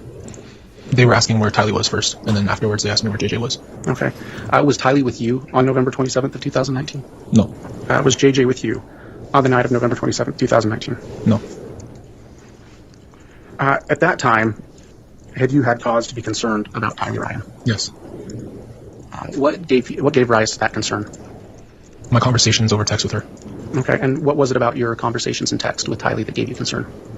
When I first texted her, I had followed up with a few different phone calls and FaceTimes. And then the texts I was receiving back were just in different language than Tylee would type and talk, and just the way she used her punctuation and things like that. It was just different. Okay. So was it fair to say you felt like it wasn't Tylee you were speaking with? Yes. Okay.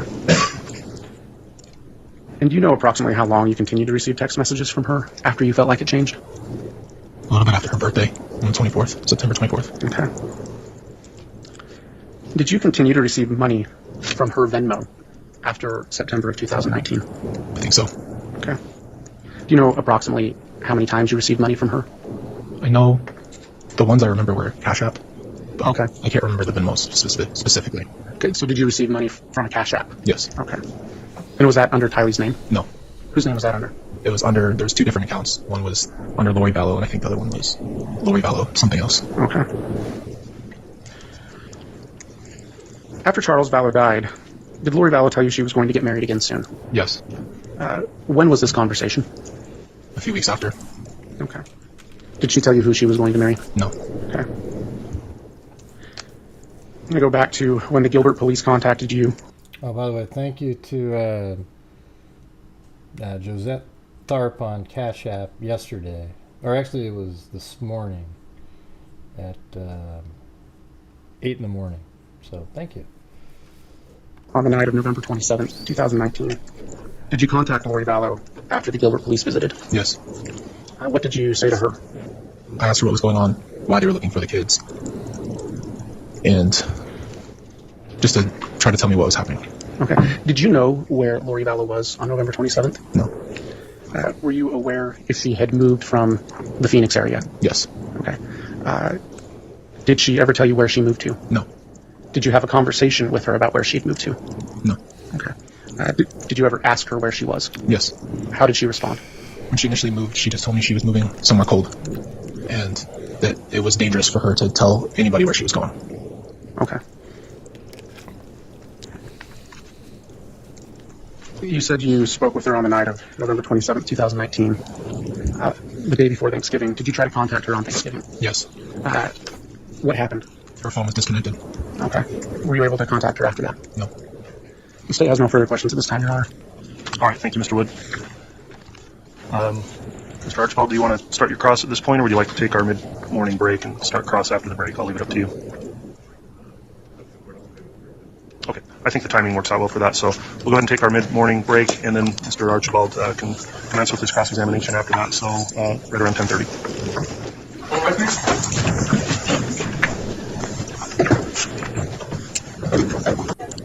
All right, thank you, Madam Clerk. We're back on the record on KCR 22-21-1624, State of Idaho versus Lori Noreen Vallow. We just concluded our mid-morning break. I had briefly discussed with counsel in chambers an issue of the ordering of witnesses at this time, understanding the defense intended to call Mr. Ryan also as a witness, so I'll allow some latitude in the scope of the cross-exam based on that representation and allow the state any further redirect as well. So with that in mind, we'll have the jurors brought back in, and you can commence with your cross-examination then, Mr. Archibald. All right, please.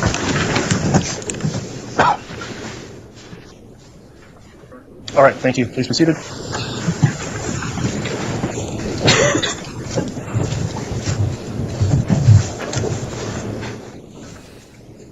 All right, we'll next continue with any cross-examination. Mr. Archibald, you can cross-examine at this time. I'll remind the witness, Mr. Ryan, you're still under oath for purposes. Well, some sort of a domestic violence or something that Colby was involved with, they said, but then the charges were dropped. So. Of your testimony today.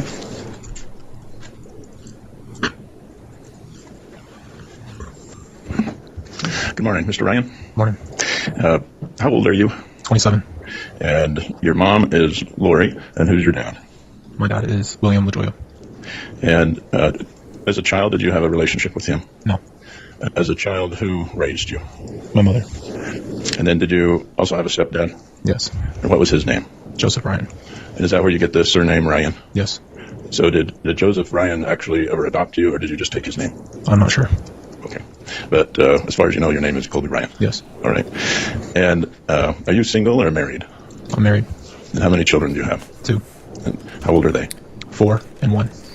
And has Lori ever met your children? Objection, relevance. What's the relevance of that?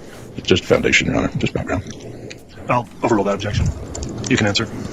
She met my oldest daughter when she was a baby. Okay. And you have siblings, Tylee and JJ? I did. And how much older are you than Tylee? 6 years. And how much older are you than JJ? I'm not exactly sure the age difference. Was your early childhood with your mom and Joe Ryan, was that a good childhood or bad? Bad. And why is that? Objection, relevance. Without going into the details, Mr. Ryan, did your stepfather abuse you? Objection, relevance, and I think we need to approach. Let's have a sidebar, counsel.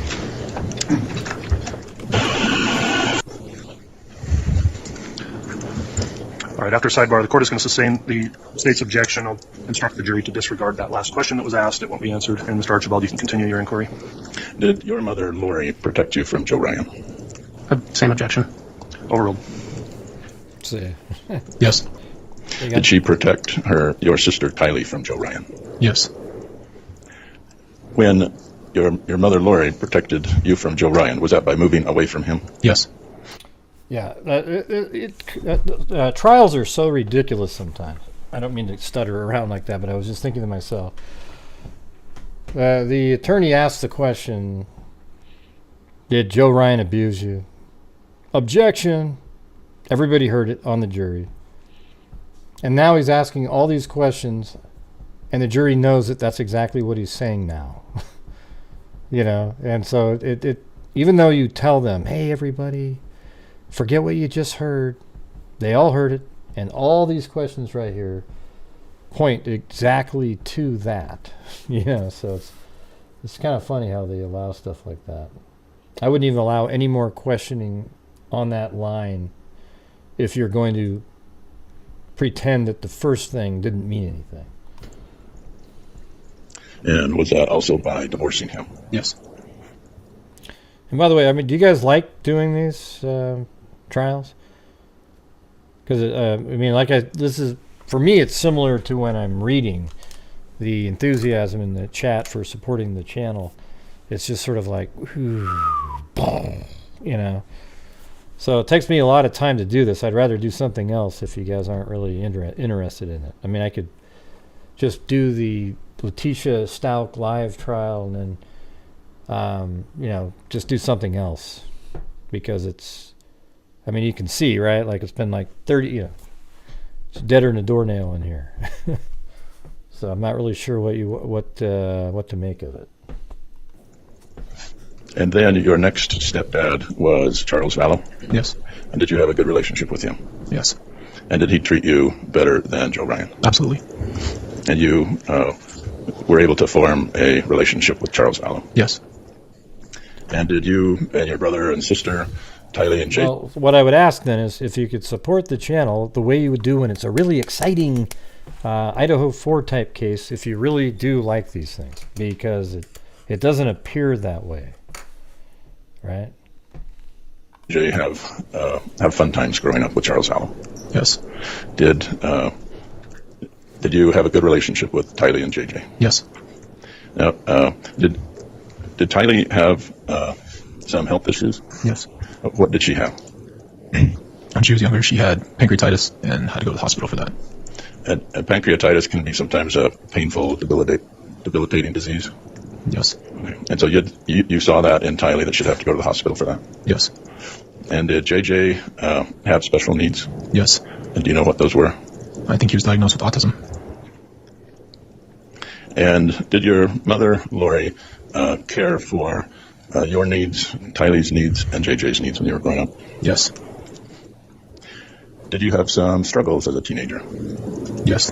Most teenagers do, right? Mm-hmm. And was she able to help you through those struggles? Sure. Were you involved in athletics as a teenager? Yes. And did that also help you through your teenage years? Yes. Did you struggle with depression as a teenager? Yes. And did Tylee also? Yes. And were you and Tylee able to talk about how to work through the depression? Objection relevance. Sustained. Did you have suicidal thoughts as a teenager? Objection relevance. Before you answer, let me rule on the objection. I'll sustain the objection and I'll strike the answer and instruct the jury not to disregard that last answer. Did your mother, Lori, help you and Tylee with thoughts of lack of self-worth? Yes. Did your mother encourage you to do good things in your life? Yes. Did your mother encourage Tylee to do good things in her life? I don't know. Were you out of the home by then? Probably. Okay. So you're 6 years older than Tylee? Mm-hmm. So how old were you when you left the home? 17. And where did you go when you were 17? Kansas. And who did you live with there? My uncle, Adam. Okay. And then did you come back to live with Lori and Charles again? Yes. And where were you living then? In Chandler, Arizona. And did you graduate from high school? No. Did you get your GED? Yes. And is that the same with Tylee? Yes. And you see what I just did a second ago? I just explained to you how when I do these trials like this, the super chats are way less than when I'm just doing like a popular kind of case like that. And even after saying that, it's the same. All right. So explain to me how it's worth it for me to take all the time to put these together in the shows when it doesn't do as well as other shows. Have you ever figured that out? I mean, it's pretty funny. I'm just telling you the truth. See, I'm on here. I'm not going to make stuff up. I'm saying it's disappointing how it turns into that. Okay, this is going to be an 11-hour day on YouTube, and it's no better than just a regular 3-hour show day. So you tell me how that's worth doing that. Any of you? Can you explain it? You got other YouTubers that pretend that they don't care and they all just sit back. I tell you, so I've been doing this a long time, and I'm going to tell you the truth. Okay, it's not cool. Like when you're doing the show, you could pretend that the person doing the show is somebody. When you went to Starbucks earlier in the day and you tipped them $2 or $3, they did that thing in 5 seconds. I'm doing 11 hours of shows, so it should make a difference. Tylee did not graduate from high school but got her GED as well. Objection leading. Yeah, good for you, Overruled. Cindy. It wasn't talking can to you answer. then, right? Yes, she did. And so, when you moved back home, did you go to college, or what did you do? I went to school. And where did you go to school? Chandler Gilbert Community College. See, there's something. Thanks, Did Shogun you Love. also See? go on an LDS mission? Yeah, well, it's not worth How it old for were you me, when you did Mel's that? Diner. 18. That's what I'm trying to And tell where you. did you go? Nampa, Idaho. And how long did that last? 6 weeks at the most. And then you decided to go home. And so did you actually make it to Nampa, or were you still being trained? Objection relevance. I'll sustain the objection. Ask the jurors to disregard that last answer. Was your mother supportive of your decision to go on a mission and then to come home from a mission? Yes. When you were taught by my client, did she teach you about Jesus? Yes. Did you and your mother sing songs about Jesus? At church. Thank you, Kathy. Did your mother teach you to believe in Jesus? She built the foundation. And did she teach you about multiple lives? Did you ever hear that from her? No. Multiple Did she teach you about probations. multiple creations? Did you ever hear that from her? No. Did she teach you that you Multiple probations. was someone else, that you were someone else in another life, in another world? No. Thanks, Tosh. Did she tell you that you had been someone else in a previous life in another creation? Objected. Object asked to answer. Overruled. You can answer. No. Did she teach you about zombies? No. Did she teach you about casting out evil spirits? No. Did she teach you about light and dark scales? No. Did she teach you about vibrations? She said stuff about vibrations, but she never taught me anything. Vibrations. And what was vibrations about? I don't know. She said me and her had the same vibration. Did she say that as a good thing? Or Were they good vibrations? I would assume good. Did you take it as a good thing? I didn't take it as anything. Okay. As a child, did she teach you that she was thanks, a goddess? See, Kathy. No. Did she teach you that she was a leader of the 144,000? No. Did she teach Yeah, thank you, Kathy Chapin, Tosh, Shogun Love, Annie laid her hair down, D, SV Kathy, Irene Cipher, and Cora Brown. All right. you that the LDS... Oh, and by the way it works, that if you do $5 or more, I put you in the spin for a free notebook at the end. Or I guess it wouldn't be free since you bought something to get in there, but the notebook, I do a spin at the end. Latter-day Saint religion was wrong? No. Did she teach you that you should join a new church called the Church of the Firstborn? No. When she taught you about Jesus, were they stories All this stuff about vibrations and everything, it's just so ridiculous. of Jesus healing sick people? Thanks, Shelly Ann. We read scriptures, if that's what you're talking about. When she taught you about Jesus as a child, did she teach you that Jesus cast out evil spirits? No. Did she ever tell you that Jesus killed someone? No. So were you still at home when Charles filed for divorce from Lori? No. Thank you, Cora Brown. Were you at home when they reconciled? No. How was your relationship to Alex Cox?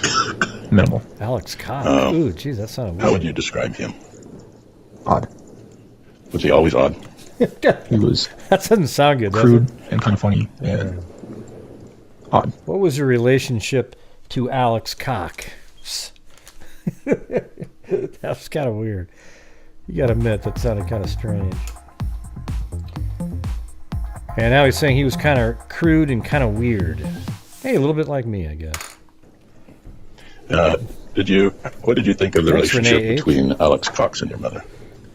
I don't know what his relationship I didn't really see Alex a lot until around my wedding. No, he wasn't someone who What do you think of his- came to oh visit my you God. as a child. Not really. Oh, geez.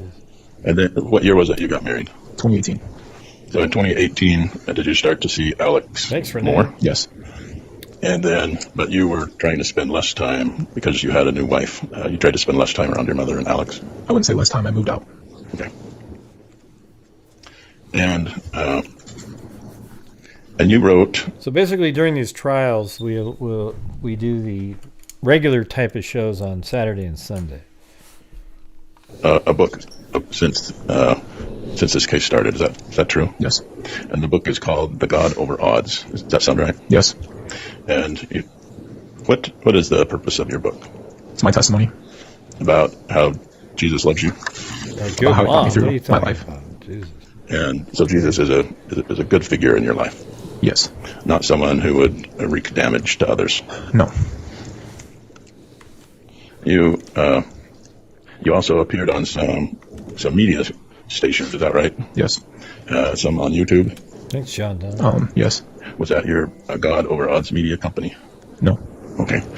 Is that still an ongoing concern, the media company? Or is Not that right now, no. Okay. And then you did a docuseries. Is that right? Were you paid for that? For the Trolling the Daybell's idea. And in this docuseries, let me read this quote, and you tell me if that's what you said. Chad, you must My mom unalive has spent her whole life protecting us kids. Yes. After she met Chad Daybell, she changed. I don't remember, but yes. And so those were this. You don't remember, but in that docuseries, could have said that. Yes. In your book and in your docuseries, you talk a lot about your childhood. So they want it to be that, Chad sort of, like everything changed with Chad. So Chad was the one that influenced his mind control over Lori. And you never once thought your mom would hurt someone. Is that fair to say? Yes. Did you love your mom? Yes. Did she love you? I think so. Your book, you have a quote. This book is dedicated to my Lord and Savior Jesus Christ for always being there with me throughout my entire life. Does that sound right? Yes. And who taught you that God was good? Church and my mom. Another quote from your book. I'm here to tell you what God has done in my life and how he has gotten me through trying times. He is my strength. Does that sound right? Yes. Another quote from your book. God knows us better than we know ourselves, so he knows how to use us. He uses our lives to glorify his name. Does that sound right? Yes. You liar! Oh my God, I didn't say it. I didn't admit it. Also in your book, I struggled with depression in my teen years. I've been suicidal because I saw no hope. Your Honor, I'm going to object based on our previous objection. Sustained. I'll ask the jurors to disregard that last question. You don't have thoughts of suicide now, do you? No. Objection. All right, it's already been asked and answered. I'll sustain the objection again. Ask the jurors to please strike that last answer. God has navigated me through all of life's obstacles. Is that a true statement? Yes. Thank you, Mr. Ryan. I don't have any other questions. All right, Mr. Wood, if the state would like redirect, as we previously discussed, that went well outside the scope of your direct examination, so I'll allow you to go into any areas also brought up by the defense in that examination. Yep. Your Honor, may the state take a brief recess? Yes. Just 5 minutes. Okay. If it's 5 minutes, why don't we all have do we need to have the jurors excused, or you just need to get something situated? I don't think we need to have the jurors. Okay, well, I'll just stand then. If you want to stretch your legs, you may. I have a couple questions.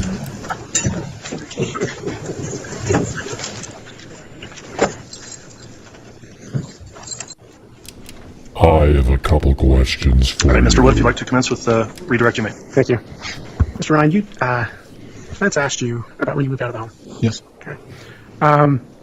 Since the time you moved out of your home, has your mom ever asked you for money?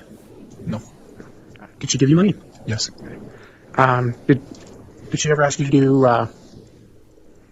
did she ever ask you for anything since you moved out of the home? What was the question that I missed? I must have missed it. What was the question that she snuck in there? You know what I'm saying? Nothing but to help them move. Okay, just to help them move. Okay. Your father's still alive? Yes. You don't receive Social Security benefits for a dead parent? What was that? No. I missed it. Did your mom control your bank account? No.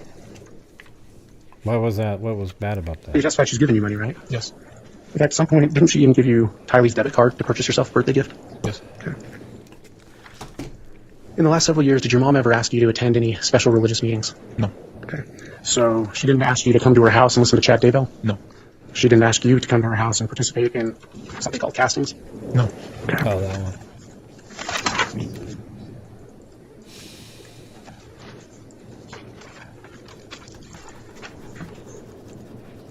When did you find out where your mom had moved to? After I saw it on the news. Okay. Do you recall when that was? That was December 19th, 2019. So she didn't share that information with you? No.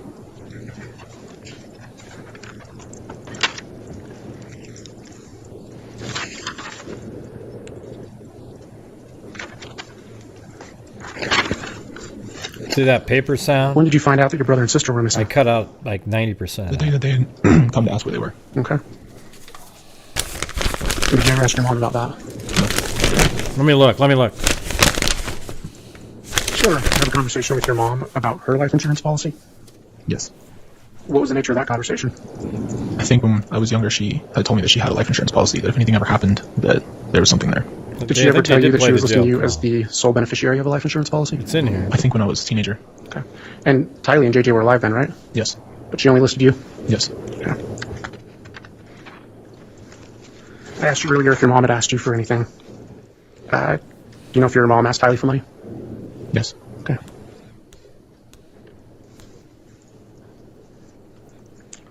Your Honor has no further questions. All right, thank you, Mr. Wood.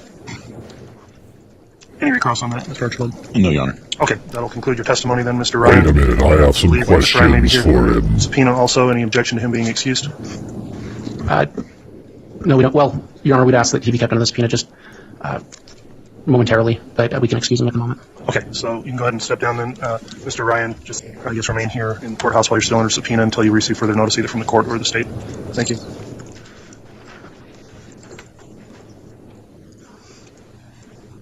All right, is the state ready to call its next witness? At this time, the state would ask to publish State's Exhibit 34B to the jury. It's been previously admitted without objection.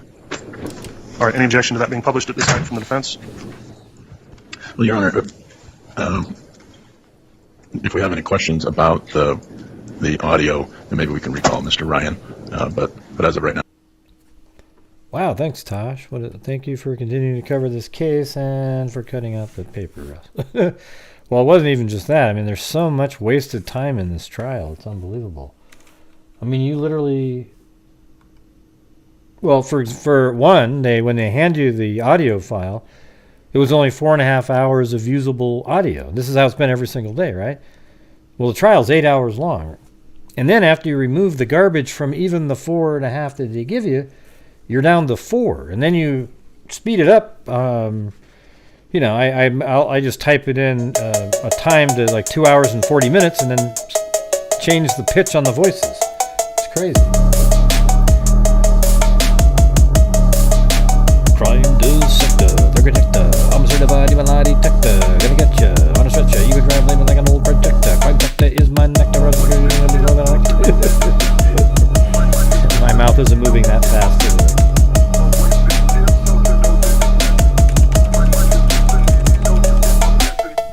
Thank you for continuing to cover this case. Thank you. And for cutting out the paper rustling. The paper rustling. Well, there's still some even in there. It's crazy. Even after I spent an hour removing it. No.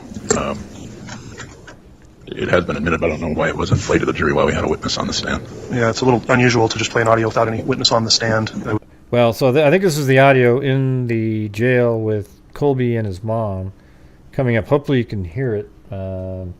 And then later is when they start talking about, we don't necessarily have to listen to the whole thing regarding like financial records and things, because that's kind of what comes up next, like how much money was she supposed to get, Lori, and this kind of thing.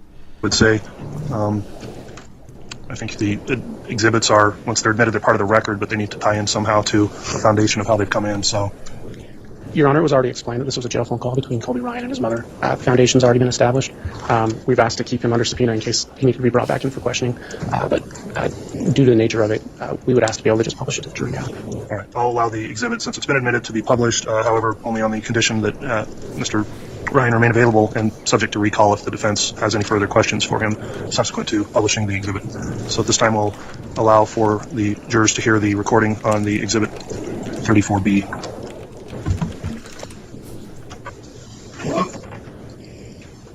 Hello?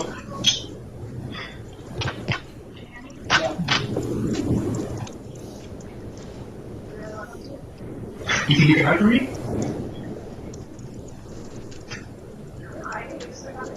Well, because you heard me since Charlie why he's talking to you. Maybe you should understand. That's hard to listen to. I've prayed for you in my worst moments. I prayed for my siblings. You swore to me we're okay. I thought I could trust you. I thought that you were a completely different person. Mr. Wood, I apologize to interrupt. Can I have a brief sidebar with counsel? Okay, hold on. Let me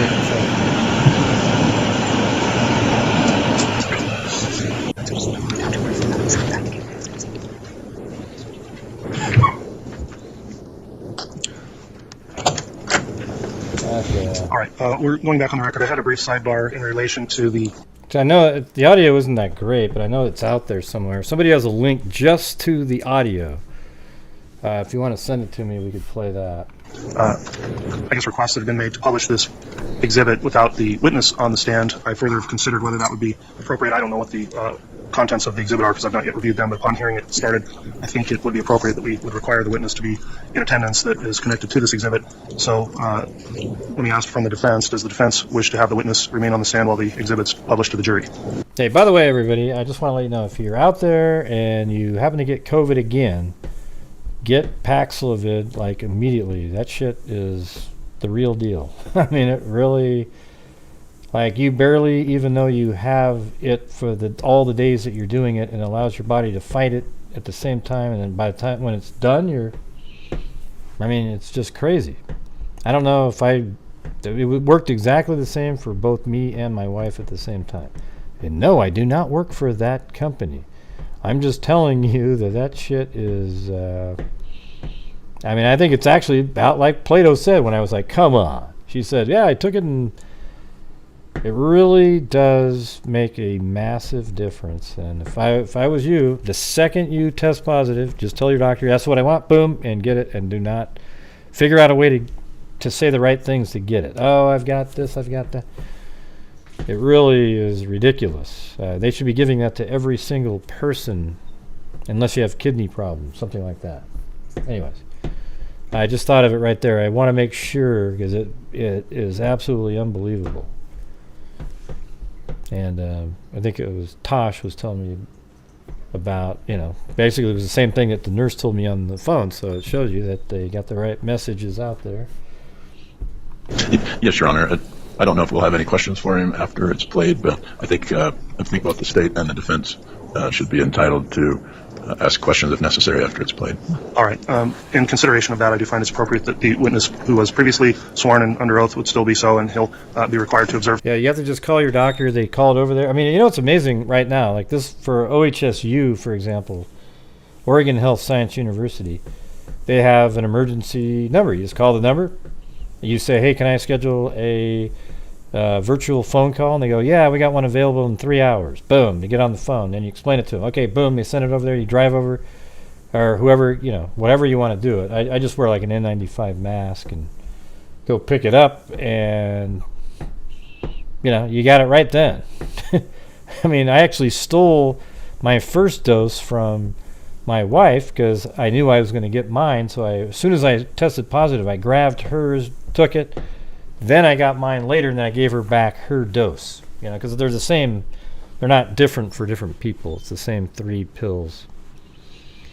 But man, I'm telling you, it makes me happy that exists. It's crazy. through the publishing of this audio. So, Mr. Ryan, apologies for the inconvenience here. If you just return back up to the witness stand, and I'll have you remain here through the publishing of this exhibit in case there are any further questions from either side once the exhibit's been played.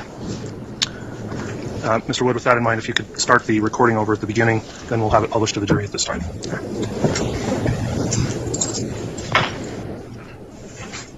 Hello?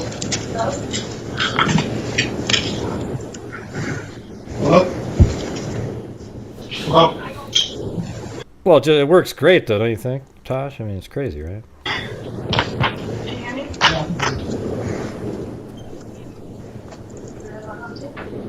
You can hide from me?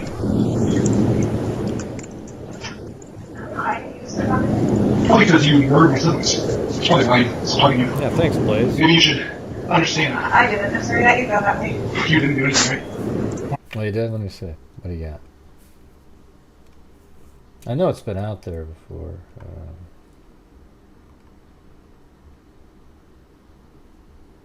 Okay, let's see. Hello? Oh, it comes out on one side, but it's... Can you guys hear that? Hello? It's kind of quiet, Hello? too. Shoot. Can you hear me? Yeah, I can hear you.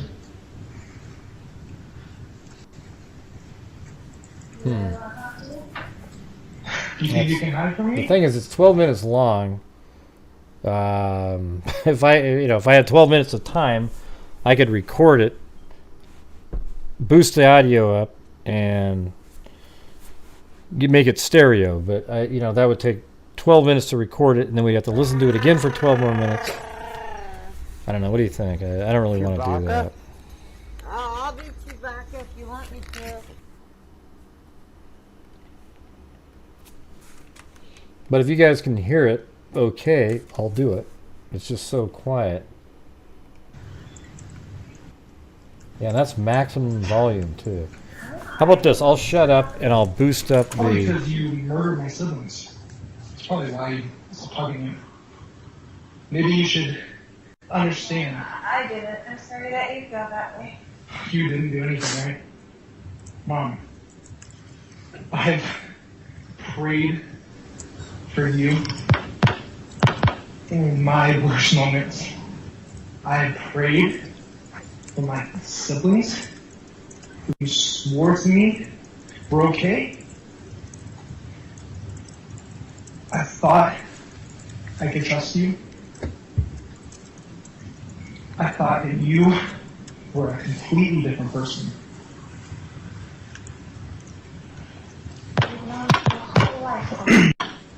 I don't know a murderous mother. You can make judgments when you weren't there and you don't know what happened. What happened? Everyone's making their own judgments. Mom, you've been shoving BS down my throat for a very long time.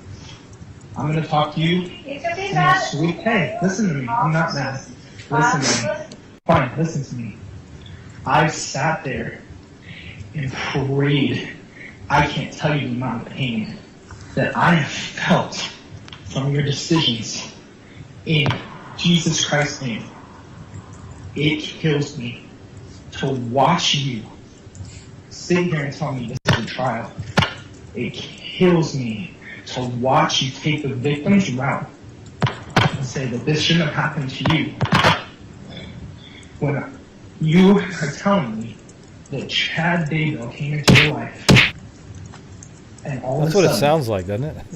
everything changes. And I'm talking about my spirit feels this. I prayed. I trusted you. I gave you every chance I could past my own limitations as a human being. I pushed past all of everything to try to get to you, to help my own mother. You lied to me, specifically to me, more times than I can count about this. To know that they're gone and you knew, and my phone's being texted by my little sister. You know what I think this is? This is actually a recording from trial that they gave out because it's actually a left and right audio, and they're totally different. I just merge them together. So in this case, they probably grabbed just that little portion, and that's why you only hear it coming out of the one side. And it's not really as clear. There's obvious. I think I've actually heard this before years ago, even. Maybe on East Idaho News or something, where they put it out there and you could listen to it. I thought I did. I don't know. Maybe not. My little brother, who's the sweetest little kid ever, for what purpose? Can you tell me if this is God's will for my whole family, including my stepfather, to be dead? After everything that you try to tell me, you can tell me right now that Jesus Christ, the Savior of the world, is on your side. You tell me that with all the conviction in your heart that Jesus Christ is on your side right now. Please. I can't tell you that. Say it to me. Say his name. Say that he told you. And you followed him like exactness. Because I have prayed for you. I sat there and tried my best to forgive you and Chad and Alex. And I was deceived. And I was broken by my own mother. What are you doing? What are you doing? I prayed to Heavenly Father, and I said, you tell me, Father. All right, have all made these judgments. It's Colby. They think I don't care about they know other people. what happened. They think they know what's possible. Who's talking right there? You told me? Do you know what you told me? Because you weren't there. So you... That's Lori. You're right. I wasn't there. I was kept That's in right. black. And one day, Thanks, American you man. will know. Murder. One day, Murder. you will know what actually happened. You're right. Because you know what, Mom? And we all will stand there with everything we, into the light. You're absolutely right. He will convict the people who act in his name with pure blasphemy. What's she laughing at? Is this funny? Jesus, what a moron. This is funny? This is funny. You're laughing. Like this is funny. How come your camera's on, Mom? You don't want to look at me in the eye? Why can't you look at me? It's nice just to you talk and me. to I'm in you my house folks. alone. I love you. I always will. One day you will see, and one day you will She is so understand. stupid, Lori. Go ahead and hang Oh, you'll find out one day that we saved Lori and Tylee. I don't have anything else to say. You obviously don't know. Let me tell you God, she makes me want to You vomit. weren't there. Summer wasn't there. My mom wasn't there. The police weren't there. The FBI weren't there. You're right. Nobody Mom was there. Tylee and JJ, Mom. Yeah, and guess Tylee what? They and JJ. know. They know exactly what happened. Backyard. And they love me. And we are still together forever. They love me. And they are fine. And they do know the truth. And I know the truth. And we're the only people that do. So you can judge me, Colby, all day long. Go ahead and judge me. The whole world Judgment? has. The whole world Mother, has judged me. listen to me, They please. don't Hey, know, and please you stop. don't know. You don't know what I've been through, and you don't even give a crap what they've been through. Nope. Yeah, this is crazy, right? Because what she's really saying is that,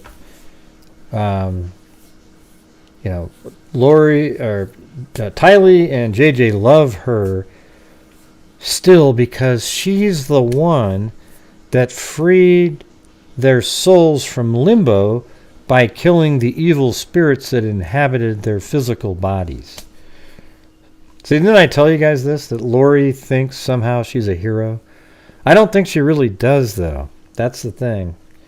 I think this is all fantasy land, like stuff that she knows is totally bogus. That's why she's sort of upped the ante on different people and tried to make them appear to be a zombie. If they're zombies, right, Lori? But instead you took medicine from JJ so that he would act out more. And it's amazing how you made Charles really angry by stealing his cell phone. oh, now he's a zombie, right? After you told everybody he was a zombie, but you needed to make him angry so that Alex would think he was a zombie. It's insane. The only one that I think actually believed this stuff was Alex. I do. I think he was in this weird place where he believed it and wanted Lori's, maybe he was just sort of wanting to believe. I mean, who knows? But Nobody does. Except for me. I'm the one that knows. I'm the one that was in the hospital with Tylee for hundreds of days watching her suffer. I'm the one that was there doing everything with JJ every day. I was the one who did it all these years. You did it all to throw it in the garbage. They're not. You don't know what. no, I think it's a hero's gun, dude, because she thinks she's the one that saved Tylee and JJ from being, and Charles even. That's why I say that. You know, now she's became a martyr, but at the time she thinks she was doing a great thing, freeing the souls that were stuck in limbo. What happened? You don't know what happened. Freaking matter what happened if they're buried in your new husband's backyard. Tell me that matters what happened. You tell me that you did this in Jesus' name, Mom.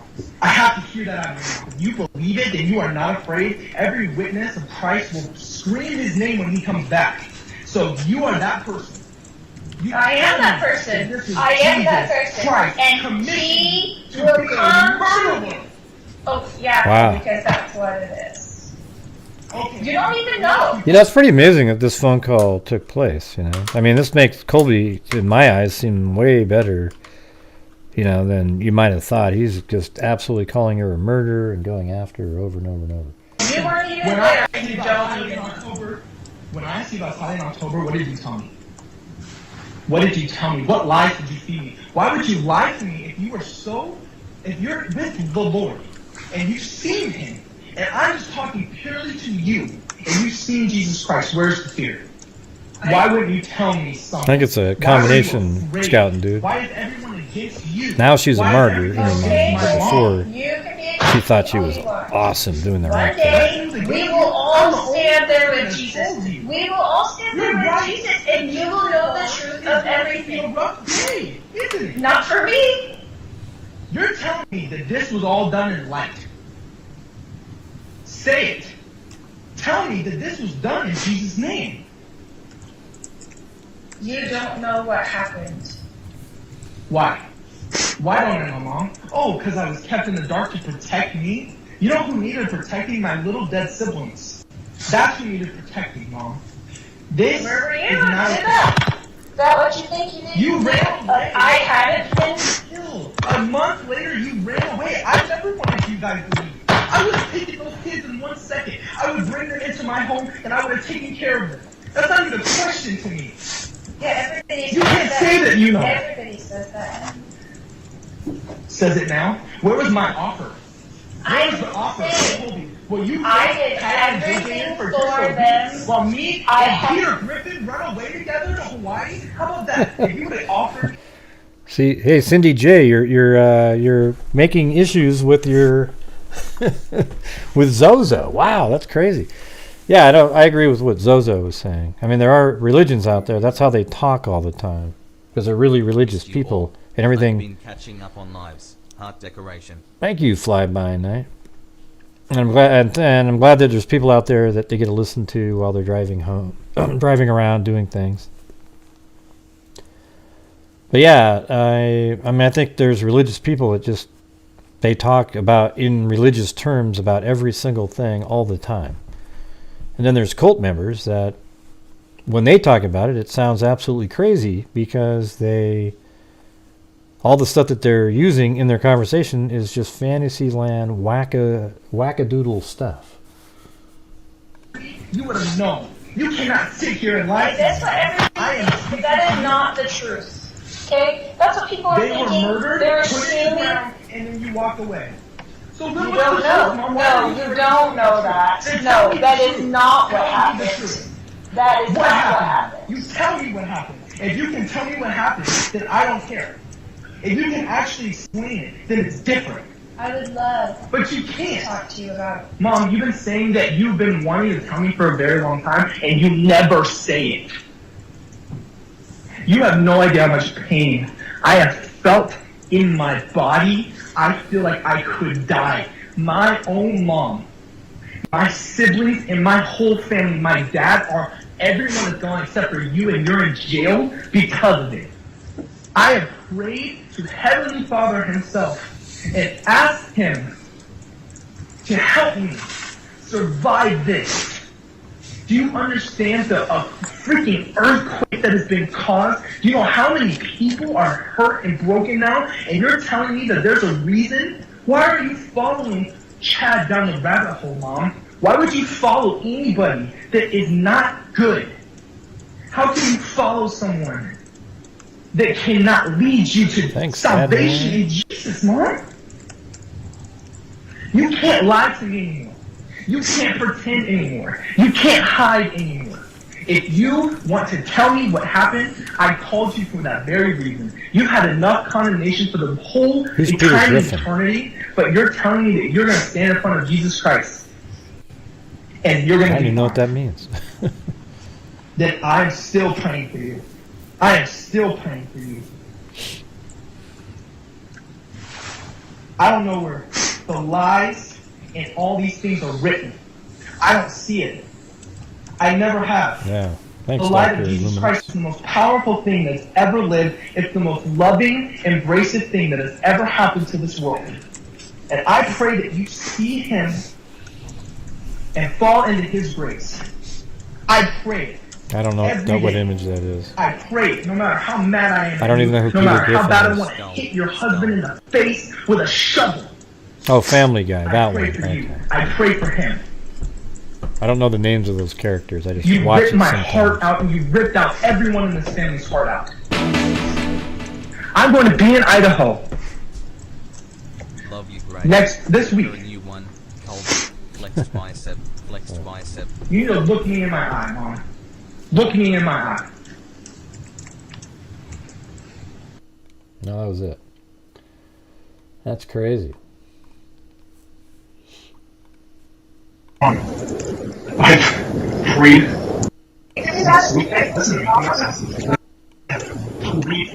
I feel that you. So you can judge me for being cold and Go ahead and judge me. The whole world has. The whole world has judged me. They don't know and you don't know. You know what I've been through, and you don't even give a crap what they've been through. Nobody does. Except for me. I'm the one that knows. I'm the one that was in the hospital with Tylee for hundreds of days watching her suffer. I'm the one that was there doing everything with JJ every day. I was the one who did it all these years. You did it all, throw it in the garbage. You don't know what happened. I never wanted you guys to leave. I was thinking of kids in 1 second. I would bring them into my home. I would have taken care of them. That's not even a question to me. You can say that you Yeah, that was a pretty heated call, wasn't it? says it now. I don't see it. I never have.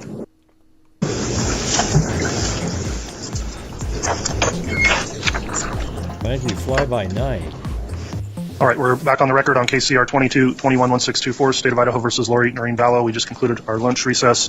We're ready to start with afternoon evidence. Is the state ready to call another witness? Yes, Your Honor. All right, we'll go ahead and have the jurors brought in, and then you can call your next witness, Mr. Wood. As we get started, Mr. Sowery, just I first want to inquire, have you been following the trial testimony or listened to it in any way in this trial since it started? I have not. All right, thank you for that. Please make verbal responses to any questions you're asked because we're making a court record. Try to avoid speaking at the same time as anyone that's questioning you. And with that in mind, Mr. Wood, you can inquire on direct. Thank you. Can you please state your name for the record and spell your last name? Mark Sari, S-A-A. Animals. What is your occupation? I'm a special agent, the Social Security Administration Office Inspector General. Okay. You say for the Inspector General? Correct. Okay. What are your qualifications to be a special agent for the Social Security Administration and Inspector General? So I was a prior Deputy U.S. Marshal for approximately 13 years. I completed the Criminal Investigator Training Program at the Federal Law Enforcement Training Center in Quinco, Georgia. And what are your duties as a special agent? I investigate allegations of fraud, waste, and abuse. Related to? Social Security Administration fraud. Correct. Okay. How did you? See, this is where I removed a ridiculous amount of just paper shuffling sounds. And Hopefully I got most of it, but man, it seemed like it was a never-ending chore. To become involved in the investigation regarding Tylee Ryan, J.J. Vallow, and Lori Vallow? In about January of 2020, our office was contacted by the FBI out of Phoenix, Arizona, requesting assistance locating missing children, J.J. Vallow as well as Tylee Ryan. Okay. And what was the purpose of your investigation? To determine if there was any kind of fraud related to the children's benefits being misused by their mother, Lori Vallow. Okay. What steps did you take in your investigation? What were your initial steps? Forward. Mr. Sari, do you recognize this document? I do. What does it purport to be? It reports the change of bank account direct deposit information for Tylee Ryan that occurred on or about August 20th, 2019. And is this? Did you review this document as part of your investigation? I have. Okay. And is this a true and accurate representation of the records kept by the Social Security Administration? Yes.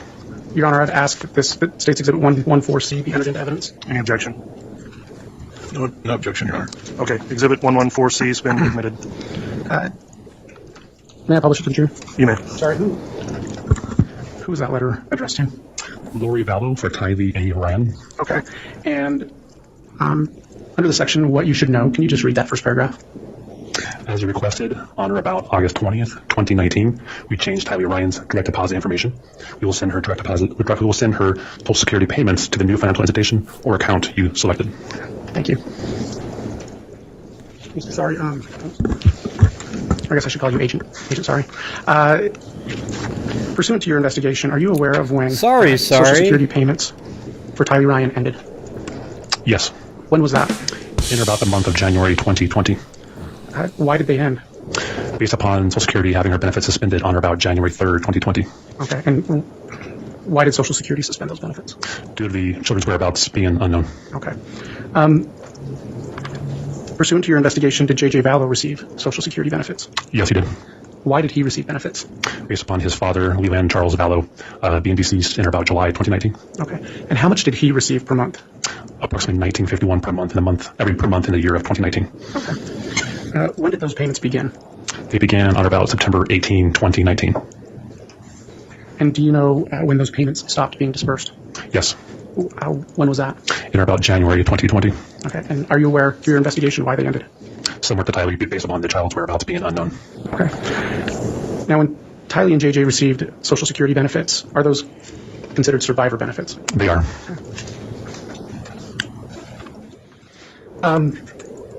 Are you aware through your investigation if Lori Vallow received Social Security benefits? Yes. What kind of benefits did she receive? It was called Mother, Child, and Care benefits. Okay. What are the conditions for a mother, child, and care benefit? For a mother to be married to her spouse at the time of his death. And then secondly, she cannot remarry to continue receiving benefits. Okay. And I assume she has to have a minor child? Correct. Okay. When did Lori Vallow begin receiving those mother and care benefits? The same date as JJ did, on September 18, 2019. And do you know how much she received a month? Approximately $19.51 per month. Okay. Did the monthly amount she received ever change? It did. Do you know why? In the month of January 2020, the last month she had benefits, she had a small garnishment from the U.S. Treasury. Okay. A small garnishment? I think you just said the last month she received it. When did disbursement stop being made for Lori Vallow? In or about January 2020. And why did they end? Due to the child's whereabouts being unknown, JJ's whereabouts being unknown. Okay. I'm going to talk with you real quick about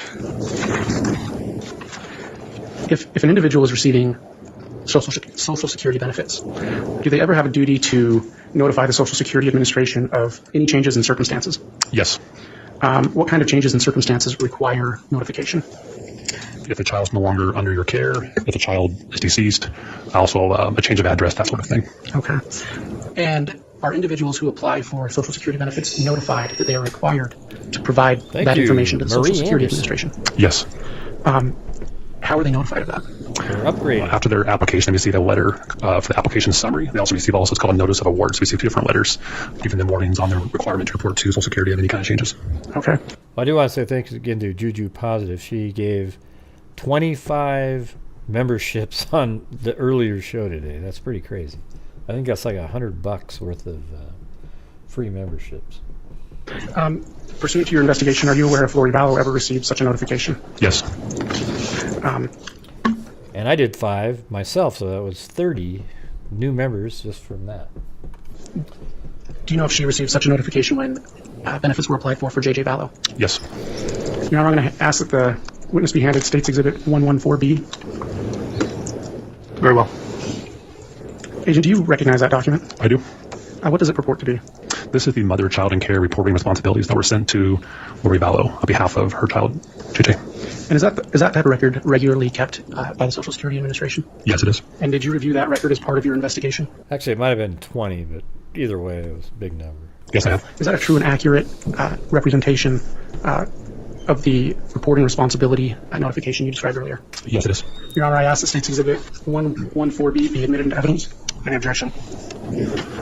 All right, there being no objection, 114B is admitted. May I publish to the jury? Yes.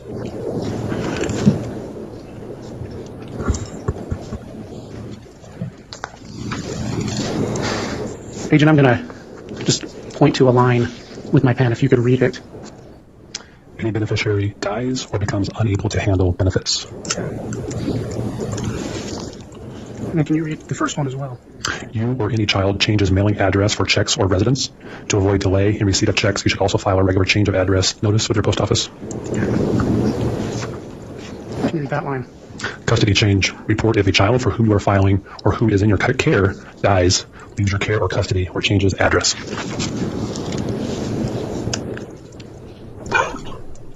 And then this one. Change of marital status. Marriage, divorce, annulment of marriage of any child. You must report marriage even if you believe that an exception applies. Agent, did Lori Vallow ever report to the Social Security Administration that Tylee Ryan died or was missing? She did not. Did Lori Vallow ever report to the Social Security Administration that JJ Vallow died or was missing? She did not. Did Lori Vallow ever report that Tylee and JJ had moved from Arizona to Rexburg? No, she wanted her paychecks. Did Lori Vallow ever report to the Social Security Administration that she married Chad Daybell on November 5th of 2019? She did not. And did Lori Vallow ever report to the Social Security Administration that she moved to Hawaii in November or December of 2019? She did not. State has no further questions at this time. All right, thank you, Mr. Wood.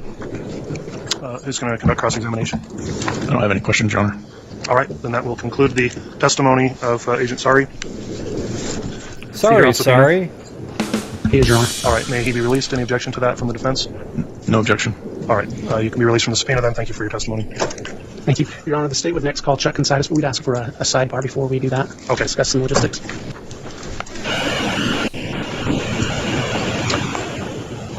They actually play that white noise in the courtroom when they're doing a sidebar so nobody can hear it. All right, whenever you're ready, Mr. Wood, you can call your next witness. State calls Detective Chuck Consitis. Okay. Chuckensitis. Is that a disease? His name is Chuckensitis? All right, before you commence with examination, counsel, let me just ask... Doesn't that mean vomit inside us? Chuck inside, like an Australian term. Detective, have you reviewed or listened to or followed any of the trial testimony so far in this case? No, sir. Okay, thank you for that. I'll just advise you to please make verbal, audible responses to your questions and try to avoid talking at the same time as anyone questioning you so we can keep a clear record. With that in mind, Mr. Wood, you can inquire. Thank you, Your Honor. Before I inquire, the state would move, by way of stipulation, to enter into evidence multiple business records, affidavits. If you'd like, I can go read through the exhibit numbers on those. Okay, let's go through and call out each exhibit number, and I'll confirm that there's no objection. Okay. State's Exhibit 63. Any objection to that being admitted? Your Honor, it's true that under Idaho Rule of Evidence 902, business records, we are not intending to object. Okay, thank you for that. So 6-3 will be admitted. State's Exhibit 64. Any objection as to 64? No, Your Honor. All right, 64 is admitted. State's Exhibit 65. Listen to this crap. Any objection as to 65? No, Your Honor. All right, 64 is No, Your Honor. No, Your Honor. All right, this is now admitted. Fast forward. State's Exhibit 91. Any objection? Fast forward. All right, 101 is admitted. He's reviewed any of the prior trial proceedings. Have you reviewed or seen any of the trial testimony so far in the case? Okay, thank you for that, and I appreciate you bringing that to my attention as well, Mr. Wood. And, Your Honor, before I begin questioning, I just, pursuant to the conversation with the court and counsel in sidebar, the witness does have a stack of documents. at the witness desk, and we would ask him to not look at any until he's specifically asked to look at them. All right, so for the witness then, when you testify, if you are referring to some specific document, you'll need to identify what that document is when you're referring to it, of those exhibits that have now been admitted. Thank you. Can you state your name and spell your last name for the record? My name is Chuck Consaitis, K-U-N-S-A-I-T-I-S. What is your occupation? I am employed with the City of Rexburg as a police officer. How long have you been a police officer with the City of Rexburg? Almost 23 years. Have you ever worked for another law enforcement agency? I have not. Are you post-certified? I am. Graduated post-class 131. Okay. And have you continued receiving training over the last 23 years? Yes. Okay. And what is your current rank? I hold the rank of detective. How long have you been a detective? Since 2011. Okay. Detective, how did you come to be involved in the case regarding Tylee Ryan, J.J. Vallow, and Lori Vallow, and Tammy Daybell? Back on November 27th of 2019, I was aware that Detective Ray Hermosillo was issuing search warrants at the Rock Creek townhomes in Rexburg for 3 different townhomes to conduct a welfare check and to locate J.J. Vallow. I was not part of that initial search warrant service. I arrived later in the afternoon. I met up with Detective Hermosillo and asked if I could help. And he asked that I just walk through Department 175 just to see if there was anything of evidentiary value that may have been missed. Okay. When you walked through, did you find anything? I did. In the upstairs master bedroom 175, there was a printer in the bedroom. And on that printer, there was an invoice in the name of Lori Vallow for Self-Storage Plus for unit number C52. And that is a self-storage facility located at 433 Airport Road in Rexburg. Okay. Did you obtain a search warrant for that storage unit? We did later that evening. Okay. And did you execute that search warrant? I assisted Detective Hermosillo with that service. All right. Detective, at any time in your investigation, did you have occasion to write a warrant for a P.O. box in Sugar City, Idaho? Yes. Why did you do that? In late December of 2019, we received information from Gilbert Police Department in Arizona that Lori Vallow had a post office box in Sugar City, Idaho. We followed up on that information. Okay. And so did you wrote that warrant? Yes. And did you execute it? I did. What did you find in executing that warrant? There was a large bundle of mail, possibly around 100 pieces, addressed to Lori Vallow, addressed to her brother Alex Cox, and her former husband, deceased Charles Vallow. Okay. Did you find anything of interest to your investigation in that mail? Yeah, some of that mail, we were able to discern it came from different financial institutions. There were cell phone bills and things of those natures. There was also mail from the Social Security Administration and IRS. Okay. At any time, did you obtain a warrant for any other mail? We did. Around that same time, there was a gentleman by the name of Steve Cruz, who was the owner of the townhome of number 107. This was the townhome that was applied for by Lori Vallow at the Rock Creek townhomes, and there was abandoned mail that he wished to turn over to the police department, and we obtained a warrant for that. And there was letters that were mail addressed to Alex Cox and Lori Vallow. Okay. Based on what you found in that mail, did you serve any other warrants or subpoenas? Yes, for the mail, we ended up sending out search warrants and subpoenas to several financial institutions. Okay, what was the purpose of obtaining financial records in your investigation? Well, in the hopes of finding such a missing persons case as this was, where we were looking for J.J. and Tylee by this time, you can glean a lot of information from financial records. It's not only just how much is in the account, but you can look at how much activity is taking place on an account, where the money is being spent, whether it's done online or if it's done in person, if it's an everyday account for errands and those types of things. Okay. Detective, did you create a list of financial institutions upon which you served warrants? I did. Let me clarify that question. I'm sorry. As to Lori Vallow and Tylee Ryan, did you create a list of financial institutions upon which you served warrants? I did. Did you prepare that list in anticipation of testifying before the jury? Yes. Okay. Did you prepare that list to aid the jury in knowing which financial institutions that you're speaking about and being able to keep track of them? Yes. And do you believe that that demonstrative list would so aid the jury? Yes. Your Honor, I'd ask that the witness be handed State's Exhibit 62.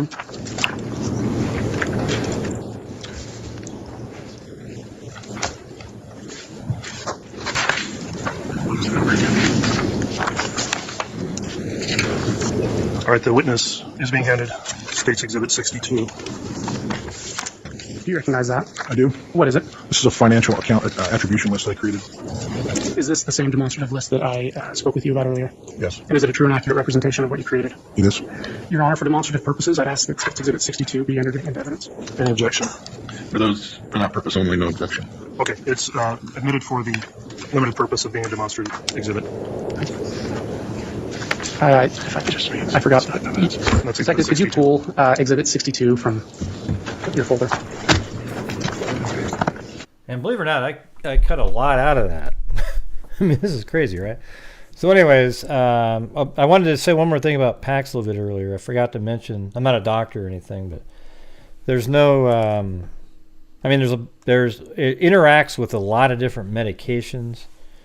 So if you're somebody that takes a lot of different medications, they have to check through their list and see if it's one of the ones that doesn't interact with it. So that might be an issue for some people. All right, so it's not like just works for every single person. I mean, I'm sure it would work for every person, but there might be risk reward type of thing, like, oh, I can't do this certain drug for 5 days while I'm on this, or they would be picking which would be more dangerous.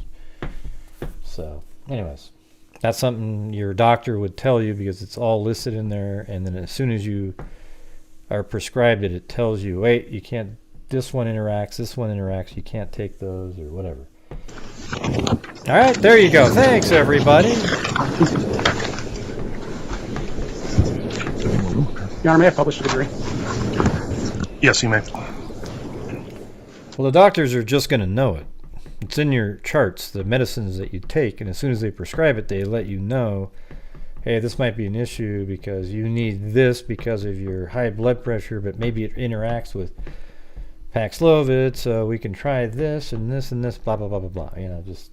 Detective, can you read that? Can you see that list? I can. Are these the accounts? Can you just briefly summarize? I'm not a doctor. I'm just saying that's what we went through. Either for warrants or subpoenas? Yeah, we obtained numerous accounts for banking records in this case, and we were able to narrow that down to the list that you see here. Would you like me to go over each one of them? Just briefly. So the first one is titled Lori Vallow Daybell. These are accounts that are associated with her. There's a J.P. Morgan Chase joint account with her former husband, Charles Vallow. There's a second J.P. Morgan Chase account that she shared with Tylee Ryan, and you see the last 4 digits after each of those. Those are the last 4 digits of the account numbers. It's a way to keep track of things. There's a third account from J.P. Chase Morgan that was also a shared account with Charles Vallow. That account ends in 0377. There is 2 accounts associated with BBVA. There's a personal account that's a sole account user for Lori Vallow. That ends in 3229. There's a joint account that Lori Vallow shared with Tylee Ryan. That one ends in 5794. There's a Barclays Hawaiian credit card joint account that she shared with Charles Vallow. There are 2 card numbers associated with that account, and each card number is reflected after the name. There's an additional Barclays credit card joint account that Lori was a cardholder on, with sharing under her brother's Barclays account, and that would be Alex Cox. Alex had 2 cards, and Lori was issued 1 card. There's First Hawaiian Bank. That's a personal account for Lori Vallow. Chase Southwest Air. It's a joint credit card through PFS Marketing, Premier Finances Services. This is the business that Charles Vallow, her former husband, I believe was the owner of and worked with. There's also a National Life Insurance of the Southwest. This is a life insurance policy that Lori had. I mean, do you guys mind if I just skip around through here? I mean, I got to pick up one of my stepkids here at 10 anyways, so let's just try to skip around. This is taken out for July of 2019. Okay. Did you review that account that ended in 0769? I did. Did you review all the documents that came in with it? I did. Are there regular deposits into the account? In this account, the deposits were came in through online transactions from another account. Thanks, Stars. Last deposit showing in this account came in July, just shortly after the death of Charles Vallow, and there were no more deposits coming in this account. And the bottom line of the account just kind of dwindles down until the account goes into overdraw status in November. Okay. And that, just to clarify, that was the account a joint transaction that was made on 9/20. Which was an online transfer to Lori Vallow's JP Chase account 0769. Was there anything significant about that transaction to you in your investigation? There was nothing else from Tylee that was done on this account. Okay. Are you familiar with, through your investigation, has there been an established last proof of life by the Rexburg Police Department for Tylee Ryan? Yes. And when was that? Between September 8th and September 9th. Okay, thank you. Your Honor, if I may just briefly inquire, By the way, I gotta tell you, don't you think this is funny? Like on the other live stream, the guy was so boring. I put this on there because that's somebody watching paint dry. There's all these different people sitting around like this guy. He's just watching paint dry. But I thought this one was hilarious. I mean, look at this. The guy's literally sitting there watching paint dry right there. Pretty good. Pretty good. I've gotten a note that the documents might be blurry on the small screens. I don't know if... Okay, I'm not sure how they're coming up most importantly for the jurors to view, so if you want to put one on to publish and we can inquire whether or not it's legible. Okay. Detective, can you pull out State's Exhibit 63G? 63G. I can actually view the witnesses monitor fairly well from here, so maybe that'll help. Nobody got it. Do you recognize 63G? I do. You know, it was weird on the other stream. We were kept talking about, man, this witness, it was so boring. He was the most boring. That was just incredible. I said it's like paint drying. And then I put this guy staring at a wall looking at paint, and nobody got it. Like, it was just, man, you guys. Now, if I was a girl and I'd put the same joke out there, you guys would all laughed your asses off. And the reason is because you guys have girl code where you just get it, right? So if I had done it even the same wording and everything, it would have absolutely if I was a female, you all would have got it. It was amazing. What is that document? That's right. This is an online administration tool that users who bank with JP Chase Morgan can access in their own accounts, and it establishes a personal identification number to each individual that has an account. So the page that's on your screen right now, it's can you identify who is identified in that as users of this account? In that highlighted portion on the top line there, you'll see a user ID for Tylee Ryan. Okay, and does it give an ID for her? Is there a profile ID or profile number for her? Yes, underneath where it says online profile in that left-hand column, just down a few spots, it actually gives a profile ID number. And in this case, it ends in 0212. You're right. Ask if the witness be handed a pointer so that he can point to the screen to show the jury what he's talking about. All right, we do have a laser pointer available. Well, what is Miss Vicky? What are you talking about? What's a dumb thing to say? Go ahead. I'm just going to wait. I don't have any idea what you're referring to.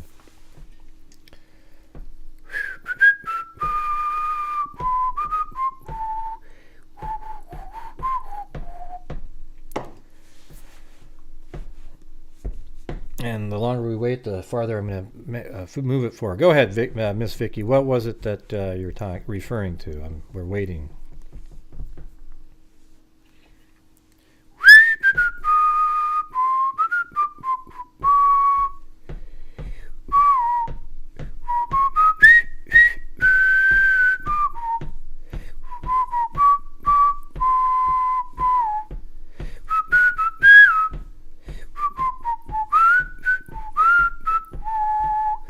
Well, Miss Vicky, I think that just means you're dumb. You know what I'm saying? Because this is an ongoing thing. We actually have an emoji here. You must be like brand new or something.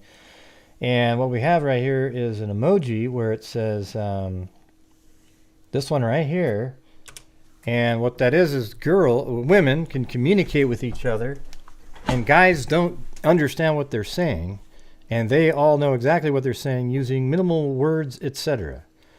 Okay? And so what I'm saying is if a woman had put that out there, just using your code, whatever it is that you have, you all would have understood that that was a picture of somebody watching paint dry. Yet when I put it out there, right during the time when we mentioned it, not a soul said it.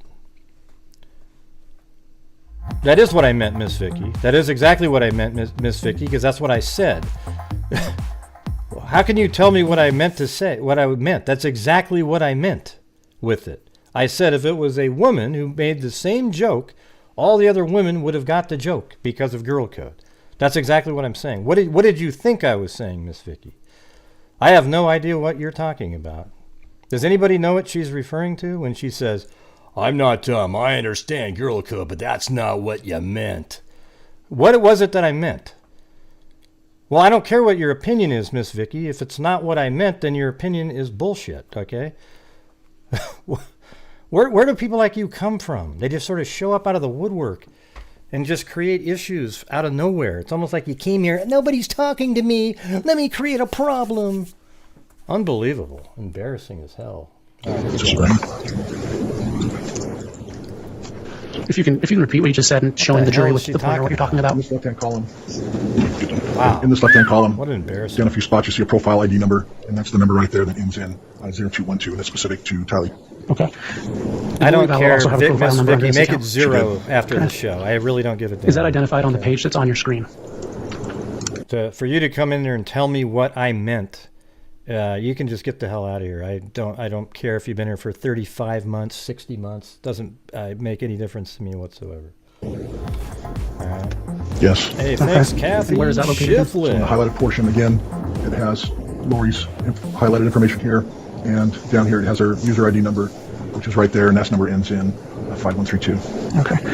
Detective, knowing these profile numbers, what is the significance of that in the end of your investigation? It can digitally leave a footprint on. And I don't want anybody else commenting on her. I don't understand what the hell she was just doing right there. Unbelievable. To tell me what I think is unbelievable. I don't even know what she thinks I think. I'm not even close to that. Every time you access your account or make any kind of transactions at the bank online. Okay. Does this document show I don't want this other account people closing? talking to Miss Vicky. Can you show to the jury where it shows that?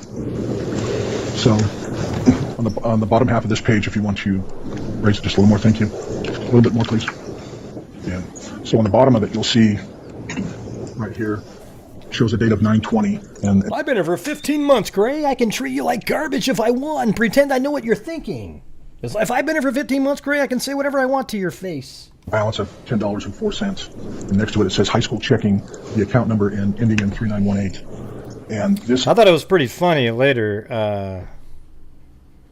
Well, okay, Miss Vicky, I'm just telling you, I don't know what your angle was there. It was really strange. But it's exactly what I meant, is that it was crazy because there wasn't anybody that laughed at the joke until I tried to explain it to somebody, okay? Then they went, oh, I didn't even get it. Oh, wow. So what I was thinking was that if a woman had made the joke, it just would have inherently made sense to every other woman because of the girl code that you have, okay? Nobody got the joke. I mean, there were guys watching. There was nobody, but since the majority are women, I feel like if the joke was made by a woman, more of you would have got it because I watch it happen in the chat. I go, what in the hell are you guys even talking about? And then boom, it's funny to everybody, and I still don't even get the joke. All right, so that was my attempt at humor. What your opinion was of it, I have no idea what you were saying. amount was transferred. Over here, it shows it's transferred to Lori Vallow's account ending in 0769. I believe it's right down here. And is there an identifier for who transferred No it? problem, Right Miss here, there's an Vicky. identifying No number problem. that shows that it was completed by the user ID of Lori Vallow. Thank you. And what was that date again? September 20th. Of 2019? 2019, yes, sir. Thank you. And briefly, Detective, can you look at 63H? Jesus, can I just have a regular show one time? We were having a great show until then. 63H. You had that? Yes. What is that document? This is the statement for October ending balance of the account showing a zero balance for Tylee Ryan's 3918 account. Okay, of October 2019. Correct. Thank you. Detective, can you look at Exhibit 63I? Should. Are you familiar with that document? Yes. Did you review this document? I did. I'm familiar with the... I don't think Lori and Chad could still be together when they're going to have to throw each other under the bus to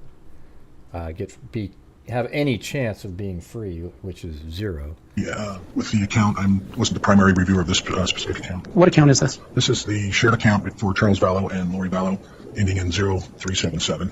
And did you obtain that through a warrant or a subpoena? I did. This was issued with the original documents that we received. And did you provide that to any other law enforcement agency to review? Yes, to the FBI forensic accountant, Michael Douglas. Okay, thank you. Detective, can you look at State's Exhibit 64A? 64A. Do you have that? What is that account? What is that document? This is a banking account application for Lori Vallow through the BBVA Compass Bank. Is it a sole account? It is a sole account. She is the only user. Okay. When was it opened? This account was opened in October of 2018. Okay. And you obtained this through a search warrant or through a subpoena? I did. What was the significance of this account in your investigation? Well, one of the main points of this account was this is an account only accessed by Lori, and this account will end up receiving all of the Social Security deposits into this account for Lori's income. Okay. All right, everybody, hit that like button, and that includes you, Miss Vicky. Hit that like button 3 times. What date was that account opened? October 20th of 2018. Okay, thank you. Detective, can you look at State's Exhibit 64B?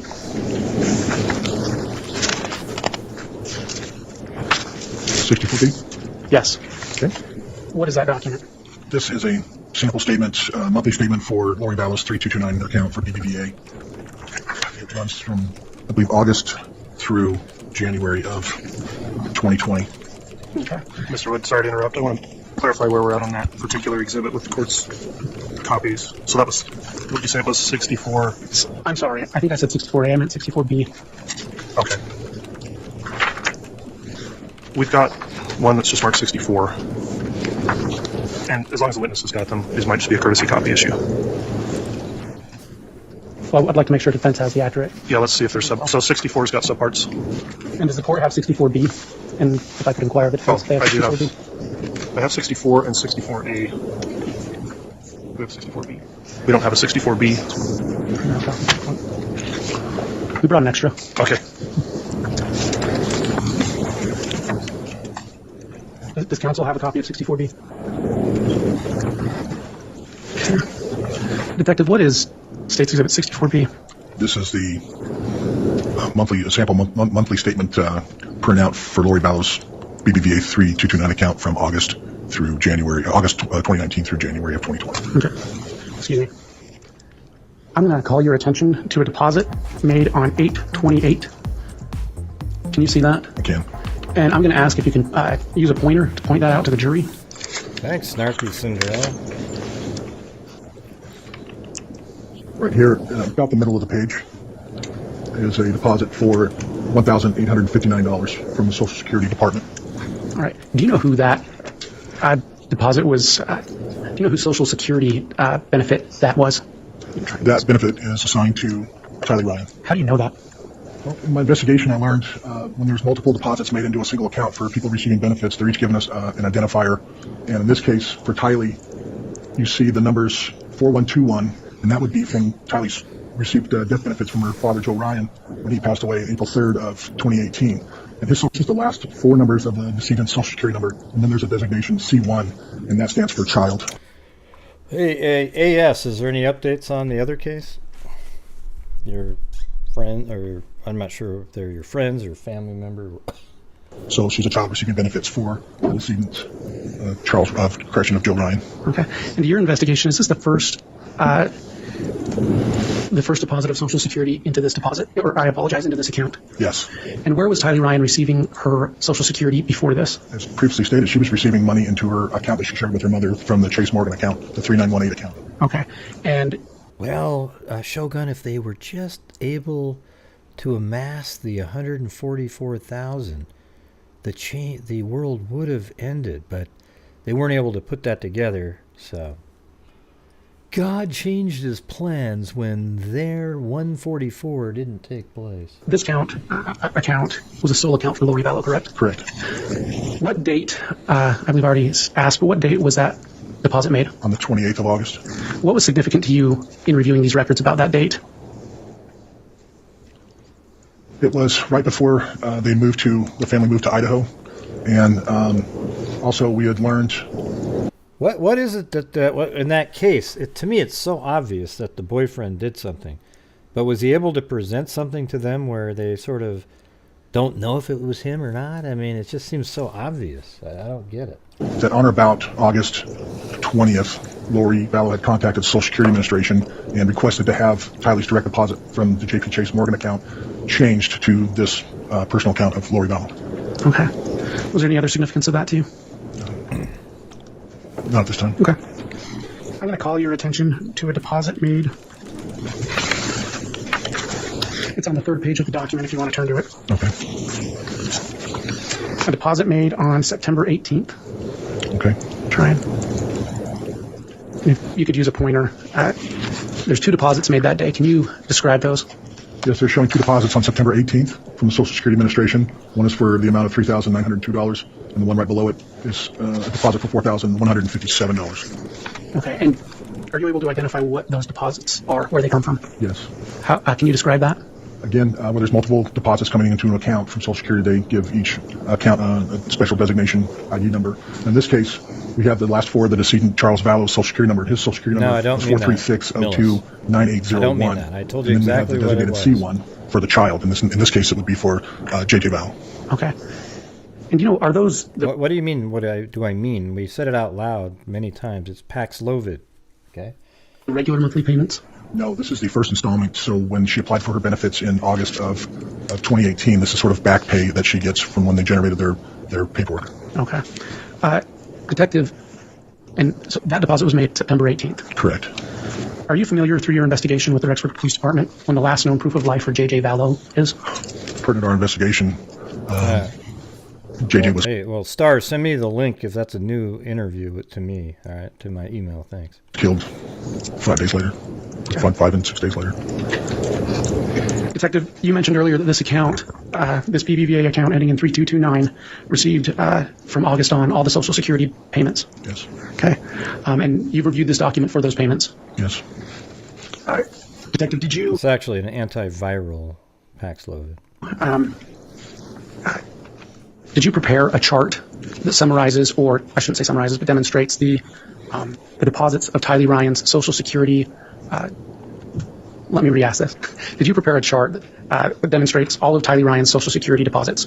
Yes. Does that include both the JP Morgan account and the JP Chase account and this BBVA account? Yes. Okay. Did you do that to aid the jury in understanding when those accounts were, or when those deposits were made? Yes. Does it label the banks to which the deposits were made? Yes. Did you prepare that in anticipation of testifying today? Yes. And do you believe that would aid the jury in understanding the deposit history for Tylee Ryan's Social Security payments? Yes.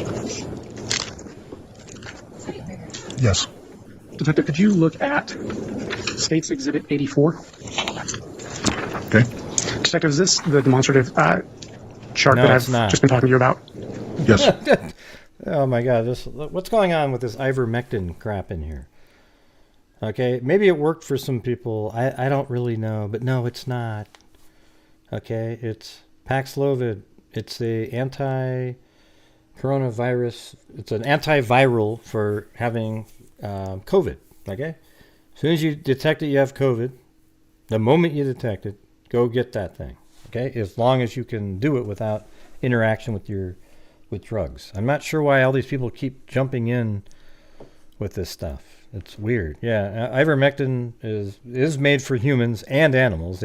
But when people were trying to use it at the beginning, they kept making fun of it by saying, "Oh my God, you're taking horse medicine!" Even though ivermectin's been used by humans and is made for humans, there's a version of it. They tried to make it seem like you're a complete moron if you were taking something like that. And now when you think about it, if it was an antiviral, maybe it did have some positive effects. Who the hell knows, right? Did you include any other information on that chart? I included the money's being deposited into the JP Morgan Chase for Tylee, and then also showing the money's being put into transferring over to Lori Vallow's account after she contacts Social Security. All right. And did you verify the amounts on this account against the actual records? Yes. Your Honor, I'd ask that for demonstrative purposes, the State's Exhibit 84 be entered into evidence. Any objection from the defense? The summary, no, I don't object. Okay, it's admitted not as evidence but as a demonstrative exhibit. Okay. May I publish? You may. Detective, can you just explain how you made that chart? Sure. So this legend up here for reference, the purple colors is specific to the monies deposited into Tylee's JP Chase Morgan account, the 3918 account. The darker colored square is monies that were deposited into Lori Vallow's BBVA account 3229. And this box here with the hash marks in just reflects the deposits being made for the month where, and the one in August and the one in September here just reflected there were deposits being made. But all right, hold on. I gotta bring this part up here. See, this is what it says right here. There's that exact comment that person just made in there. Recent rumors speculate that ivermectin and Pfizer promising experimental COVID drug are both inhibitors of the viral main protease and can therefore be used interchangeably to treat COVID infections. It's gotten so silly that a new term has been invented called Pfizermectin, implying that Pfizer's Plaxavid is little more than expensive big pharma ripoff of ivermectin. This rumor really has legs, so that's why that person just said it. They're into that kind of stuff. This has legs, so let's examine whether there is anything to it. Are ivermectin and Paxlovid, more commonly known as Paxlovid, the same or similar? To be able to compare ivermectin, we need to look into anyways, it goes down. It's total garbage. You can read this if you want to, but people just want things to be a certain way to sell a narrative that they believe. So anyways, here we go. See here on September 8th, we believe that was the last proof of life for Tylee, and she was no longer living. No, you must have heard that EI rule. You wouldn't just randomly Detective, say it. Did you, similar to that chart, did you make a similar chart just a question. for J.J. Vallow's survivor benefits and Lori Vallow's mother and care benefits? Yes. Similarly, did you make that in preparation for testifying today? Yes. Can you look at State's Exhibit 85? 85? Yes.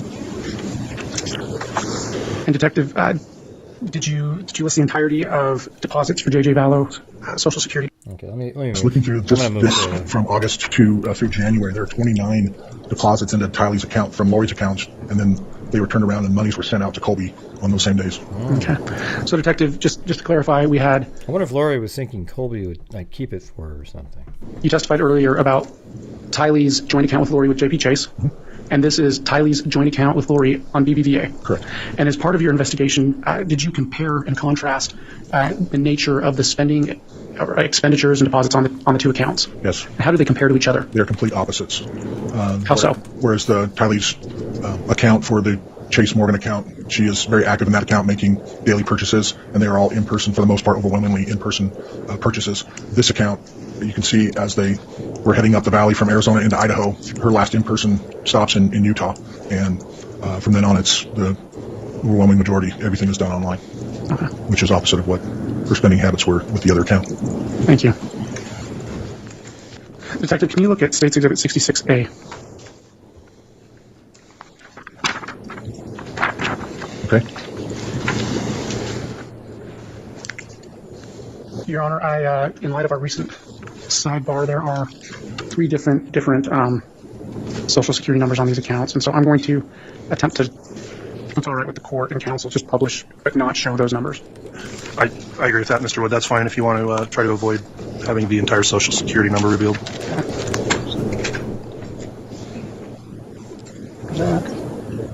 And if the court could give us 1 second, Your Honor. That's how I was trying to do. That's very ineffective. So I'm going to walk over and grab those sticky notes. Detective, do you recognize State's Exhibit 66A? Yes. What is that? This is a credit card application account for Charles and Lori Vallow through the Barclays Bank. It's a Hawaiian Airlines credit card. Okay. Well, ivermectin's also has antiviral properties for RNA and I can't remember. I was just reading a second ago against number of DNA and RNA viruses. So. And do you know when they applied for that? It is for anti-microbial. This was the one ending in 064 shows the application date of 9/24 of 2015. Okay.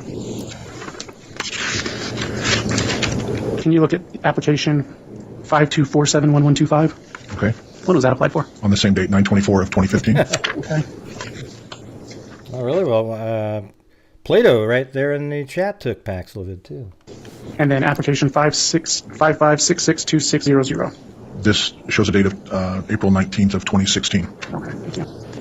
And who were these applications for? This was a joint credit card between Lori Vallow and her then husband, Charles Vallow. Thank you. Detective, can you look at State's Exhibit 66B? 66B. What is that document?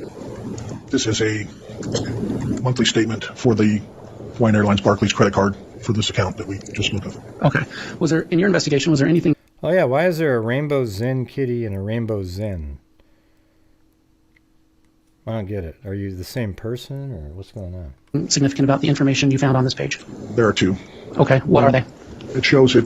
You can see that the card for Charles Vallow ended in 0991, and the card activity. Yeah, that's naive though, Cora. Yeah. Nobody's immune to catching. I mean, there's people that are immune just randomly. It has nothing to do with you taking all these cool precautions and trying to be, quote, boost your immune system. People just get it or you don't. Okay, and the thing is once you get it, you want something to be able to treat it. Before card ending in 6611 was associated to Lori Vallow. There are two transactions of note. On the July 12th, this would be the day after. Oh, you got two different. Charles Vallow was. You can just keep typing over and over and over again. Died in Arizona. She makes a $3,000 plus payment to the Valley of the Sun Mortuary in Chandler. Okay, Detective, in your investigation, have you had an opportunity to listen to any recordings made by the Valley of the Sun Mortuary? I have. What was the nature of that phone call? The nature of the phone call was asking about pricing for funeral services. And do you know who placed that phone call? I do. Who was it? Voice on the recordings, Chad Daybell. Okay, thank you. What was the second item of note on this statement? Down towards the bottom of the page, you'll see for July 20th, a round-trip airfare was purchased on this card for Lori Vallow for Chad Daybell from Provo, Utah, round-trip down to IWA, which is Phoenix Mesa. And well, isn't that the one where there was that fake letter asking him to come down? I think that's probably what that is. But what Cora Brown, what I would say is, sure, I mean, take whatever precautions you want, but when you get COVID, just know that exists out there and take it immediately. Okay. Back to Provo, Utah. Okay, and again, what was the date of that purchase? That's my recommendation. Showing as July just 20th. A lay person. Okay. Through Allegiant Airlines. Used it. Through your knowledge and investigation, was Chad Daybell married at the time of that flight? He was. Thank you. Who was he married to? They could hang glide with that chin.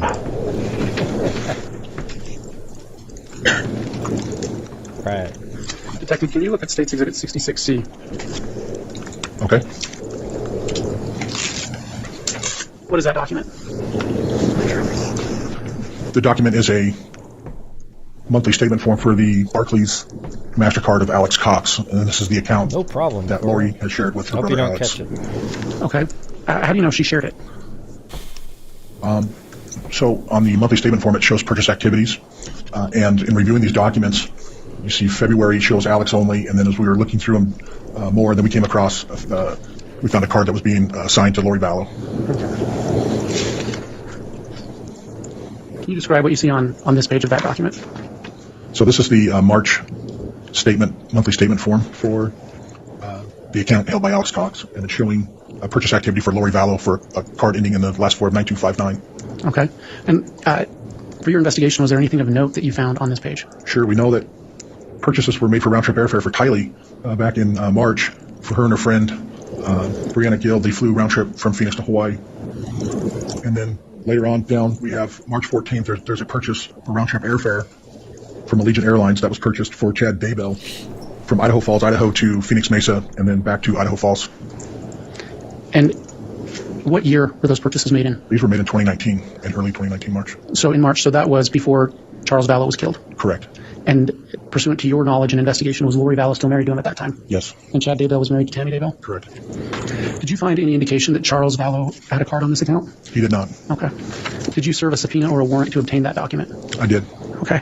And did you review the contents of what you received from that subpoena and warrant? I'm familiar with the documents, but I was not the primary reviewer of this account. Did you provide them to any other law enforcement agency? So what is this now? We got a rainbow Zen. That must be a troll. Hold on a second.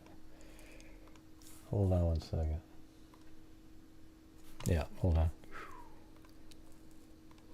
Okay, there we go. Review. Yes, through forensic accountant Michael Douglas at the FBI. Okay, thank you.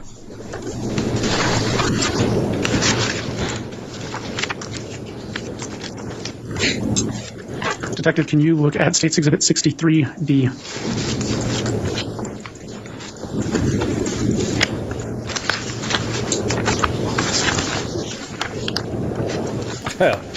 Yeah, smart water and zinc and vitamin C. And did you review it as part of your investigation? I was familiar with the document. It was not the primary reviewer of this document. Did you provide that document to any other law enforcement agency? Yes, provided it to forensic accountant Michael Douglas of the FBI. Thank you. Detective, can you look at State's Exhibit 68?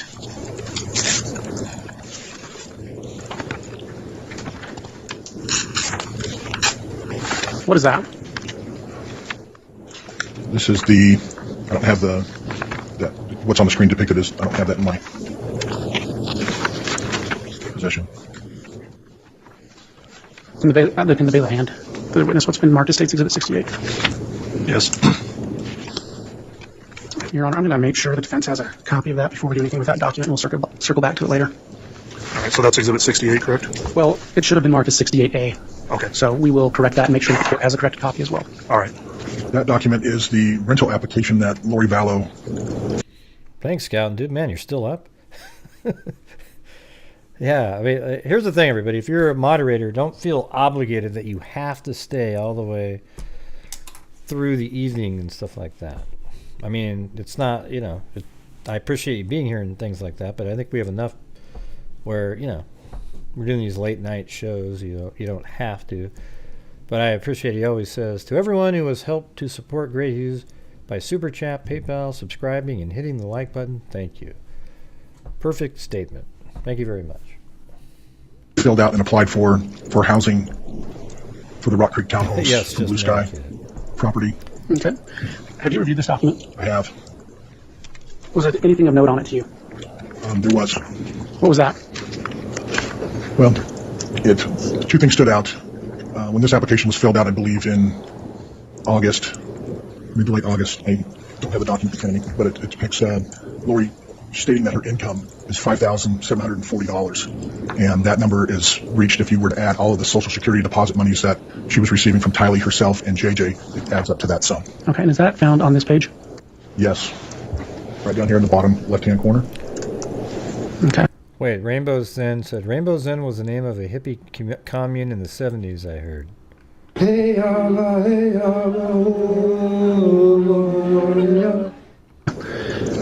and does that document list her income as being through Social Security? It does. Okay, where is that? It's directly across from the deposit. Okay. Was there anything else on that page that caught your attention? Yes. What was it? Right above that, and under the part where it says reason for leaving, it reads, bringing children to attend BYU-I. My daughter graduated high school at 16 and wants to attend BYU-I, but is too young to live alone, so I'm coming with her, relocating. Thank you. Detective, we've been talking about Lori Vallow and Tylee Ryan's financial accounts. Did you review any other financial accounts as a part of your investigation? I did. What other financial accounts did you review? I reviewed financial records pertaining to her brother Alex. Earlier, you showed a document listing out Lori Vallow and Tylee Ryan's accounts that you had prepared for demonstrative purposes. Yes. Did you prepare a similar document for Alex Cox's financial documents that you've reviewed? I did. Did you do that to aid you or to aid the jury in understanding which documents or which financial documents pertain to Alex Cox? Yes. And did you do that in preparation for testimony? Yes. Can you look at State's Exhibit 69? Is this that same demonstrative list we've been speaking about in regards to Alex Cox? Yes.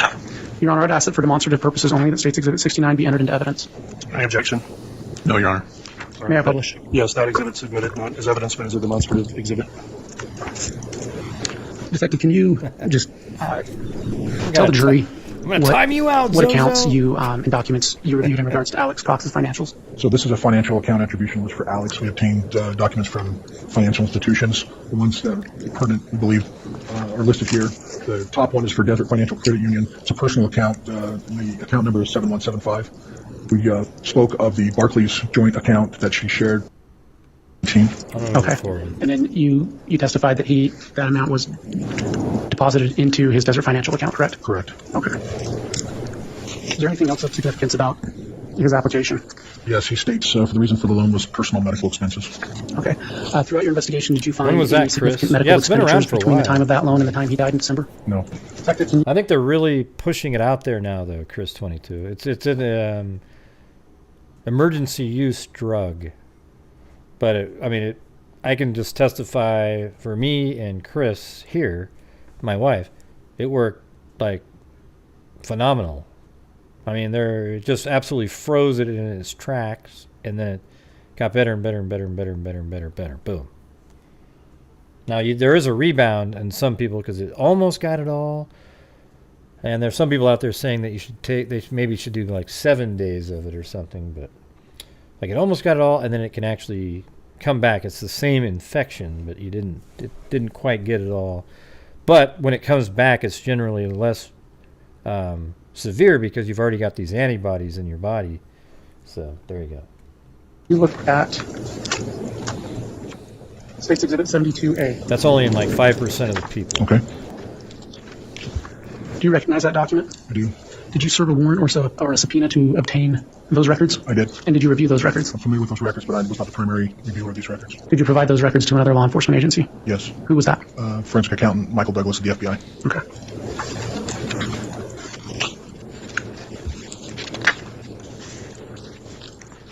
Detective, can you look at States Exhibit 73A? 73A. Are you familiar with that document? Yes. Did you serve a warrant or a subpoena to obtain those records? Yes. And did you review those records?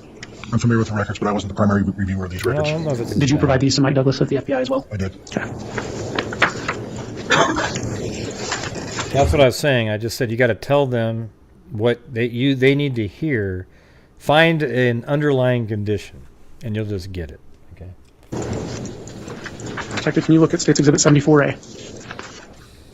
Okay. Age. Are you familiar with that document? Yes. Anything. What is it? Diabetes. It's an application for a Capital One credit card in the name of Alex Cox. Did you review those records? I obtained the records. I'm familiar with them, but I was not the primary reviewer of these documents. Did you provide those documents to Mike Douglas of the FBI? I did. Thank you. I don't think she did that, Liz. Can you pull 74B? States Exhibit 74B.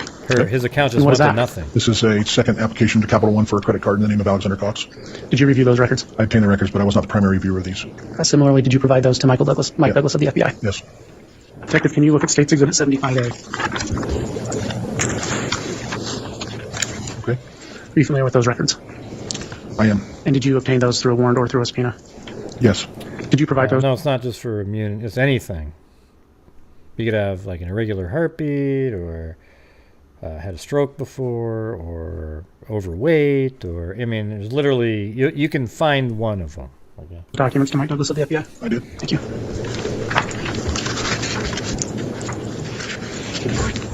Detective, in reviewing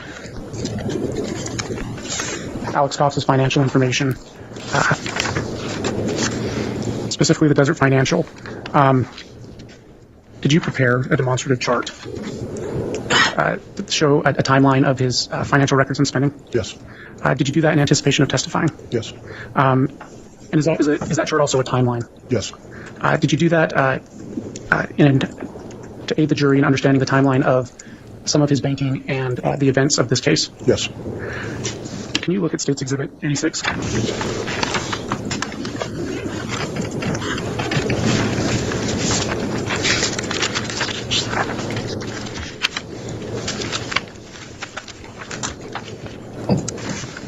My apologies.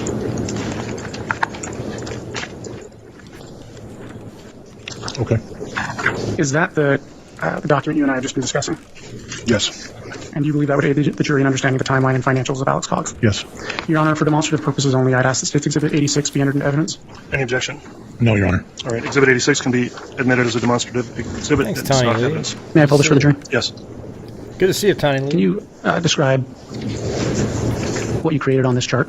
Yes, this chart just depicts from February 7th of 2019 through August 25th of 2019, just a sample statement from his monthly statements to the bank account of 7175. It shows that he had a steady, regular income where he's, you'll see He averages around $4,000 to $7,000 as a regular basis for his account balance. So he's appears to be very responsible, very active in this account.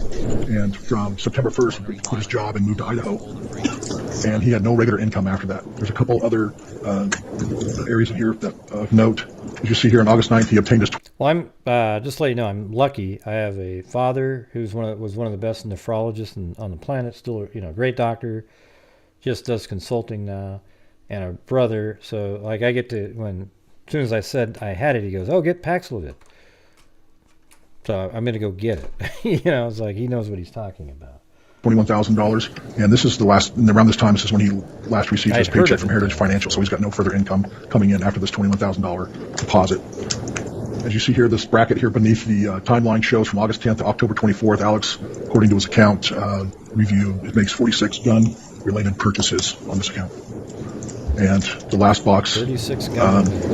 above the timeline from November 13th, Alex actually opened up a Mountain America Credit Union account with, we put about $4,000 into that account. November 13th. And then the last box indicates the day that Alex died, December 12th of 2019. Wow, so he bought another box on the day he died. Thank you.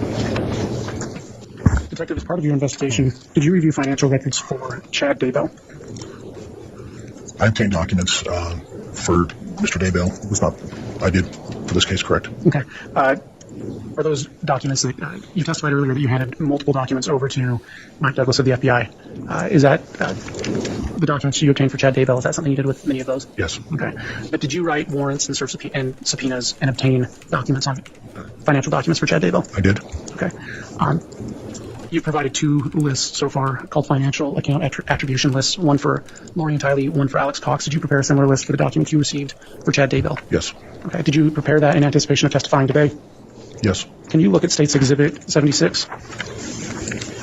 Okay. Did you prepare that document to aid the jury just in understanding which accounts exist that contain this financial information for Chad Daybell? Yes. Your Honor, for demonstrative purposes only, I would ask that State's Exhibit 76 be admitted into evidence. Any objection? No, Your Honor. All right. Again, this will be admitted as a demonstrative exhibit. It's not evidence. May I publish? Yes. Can you just briefly tell the jury what accounts you obtained records for? I obtained records for Chad Daybell through Mountain America Credit Union. There's two accounts associated with this. It's a joint account that he shared with Tammy Daybell, his wife, and Spring Creek Book Company, which was Chad's business. Also, there's records obtained from First Hawaiian Bank on a personal account for Chad. There was a Citibank credit card that Chad received, a Wells Fargo Visa card, and there was a joint Capital One Record on that being 88. 80. That, and we'll circle back to that. All right. Let me have a brief sidebar with counsel, Mr. Wood. Yeah. I think the trial ends right there. So, for the day. They must continue tomorrow with the same guy. God, I can't wait, man. I'm going to play that on slow-mo and just listen to every single grain of every single thing that Chad bought. It's going to be awesome.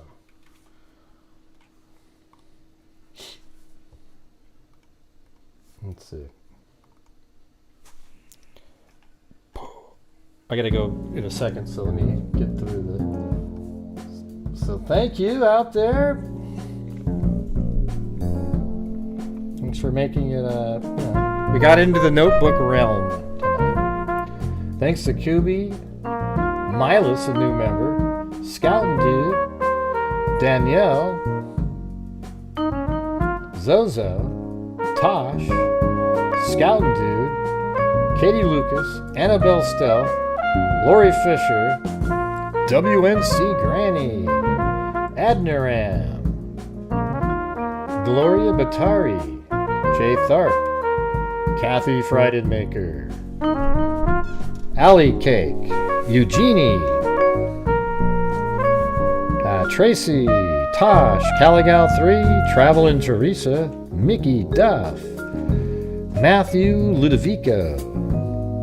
Mickey Duff goes to a lot of concerts. It's amazing. Shogun Love, Tosh, Vanessa Dance, Amber Maiden, Cindy J, Lori Will, Danielle, Shogun Love, Kathy Chapin, Tosh, Shogun Love, Annie Later Hair Down D, SV Kathy, Irene Cipher, Cora Brown, Shelly Ann, Cora Brown, Renee H, John Dunn, Then Tosh with a cat eye.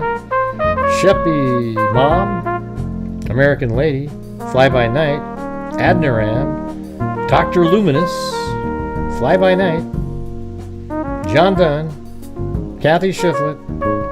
Snarky Cinderella. And Tawny Lee.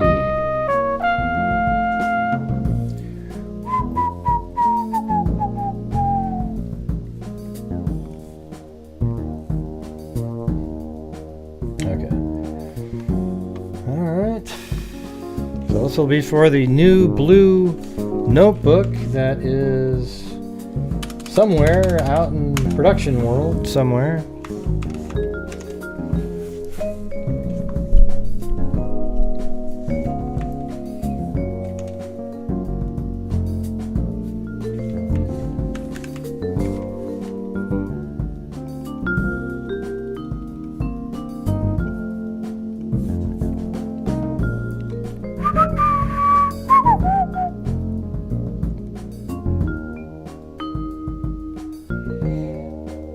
Alright, so this is for the notebook. Sorry for the moment of drama in there for absolutely no reason at all, but other than that, it was a great show, right? Here we go. Even if you didn't think it was interesting.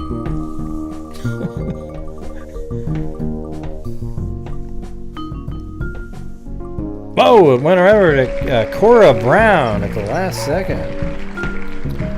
There you go, Cora Brown. Thank you. You've won a notebook, so send me an email with your address on it. And then I'll ship it to you. Just...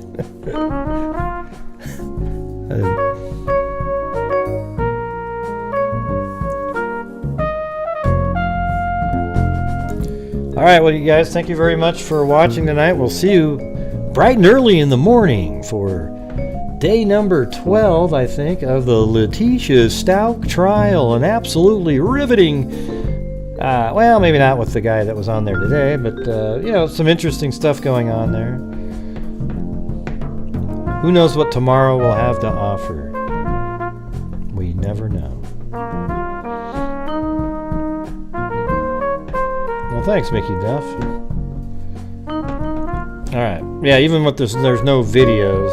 I just kind of put the chart on the screen and, you know, interact and try to make it short enough that we can get through it. So, anyways, thank you guys very much for being here. We'll see you tomorrow. And as I always say, everybody, until next time, be safe out there. Hey, look at Blue and Chloe. They're still there. And if I can 1 and a 2 and a 3 and a 4, there we go. Great. Doing this true crime thing. That was a great show. And Thanks, during this God. whole time, I have not seen one. I'm not God. I'm John Boy, you idiot. Oh, sorry, John. Crime dissector, plug rejector. I'm a certified human lie detector. I'm gonna get you on a stretcher. If you try and play me like an old projector, crime sector is my nectar. Professor Gray is gonna give another lecture. Crime collector, freak connector, and I'm always gonna be a pub protector, fool deflector, interceptor. and I'll meet a little spider with a vector on his specter. With all respect, just remember I've a temple fucking conjecture. I have no agenda. I'm a defender. Hey, what happened, Ray? Oh, there it is. Without the blender, and in the end, I'm gonna send ya on a mission to reveal the true offender. Yeah, so I'll just get right back to work. All right, everybody. Talk to you. All right, everybody. Thank you. Gotta go. Anyways, I gotta go. Have a good one.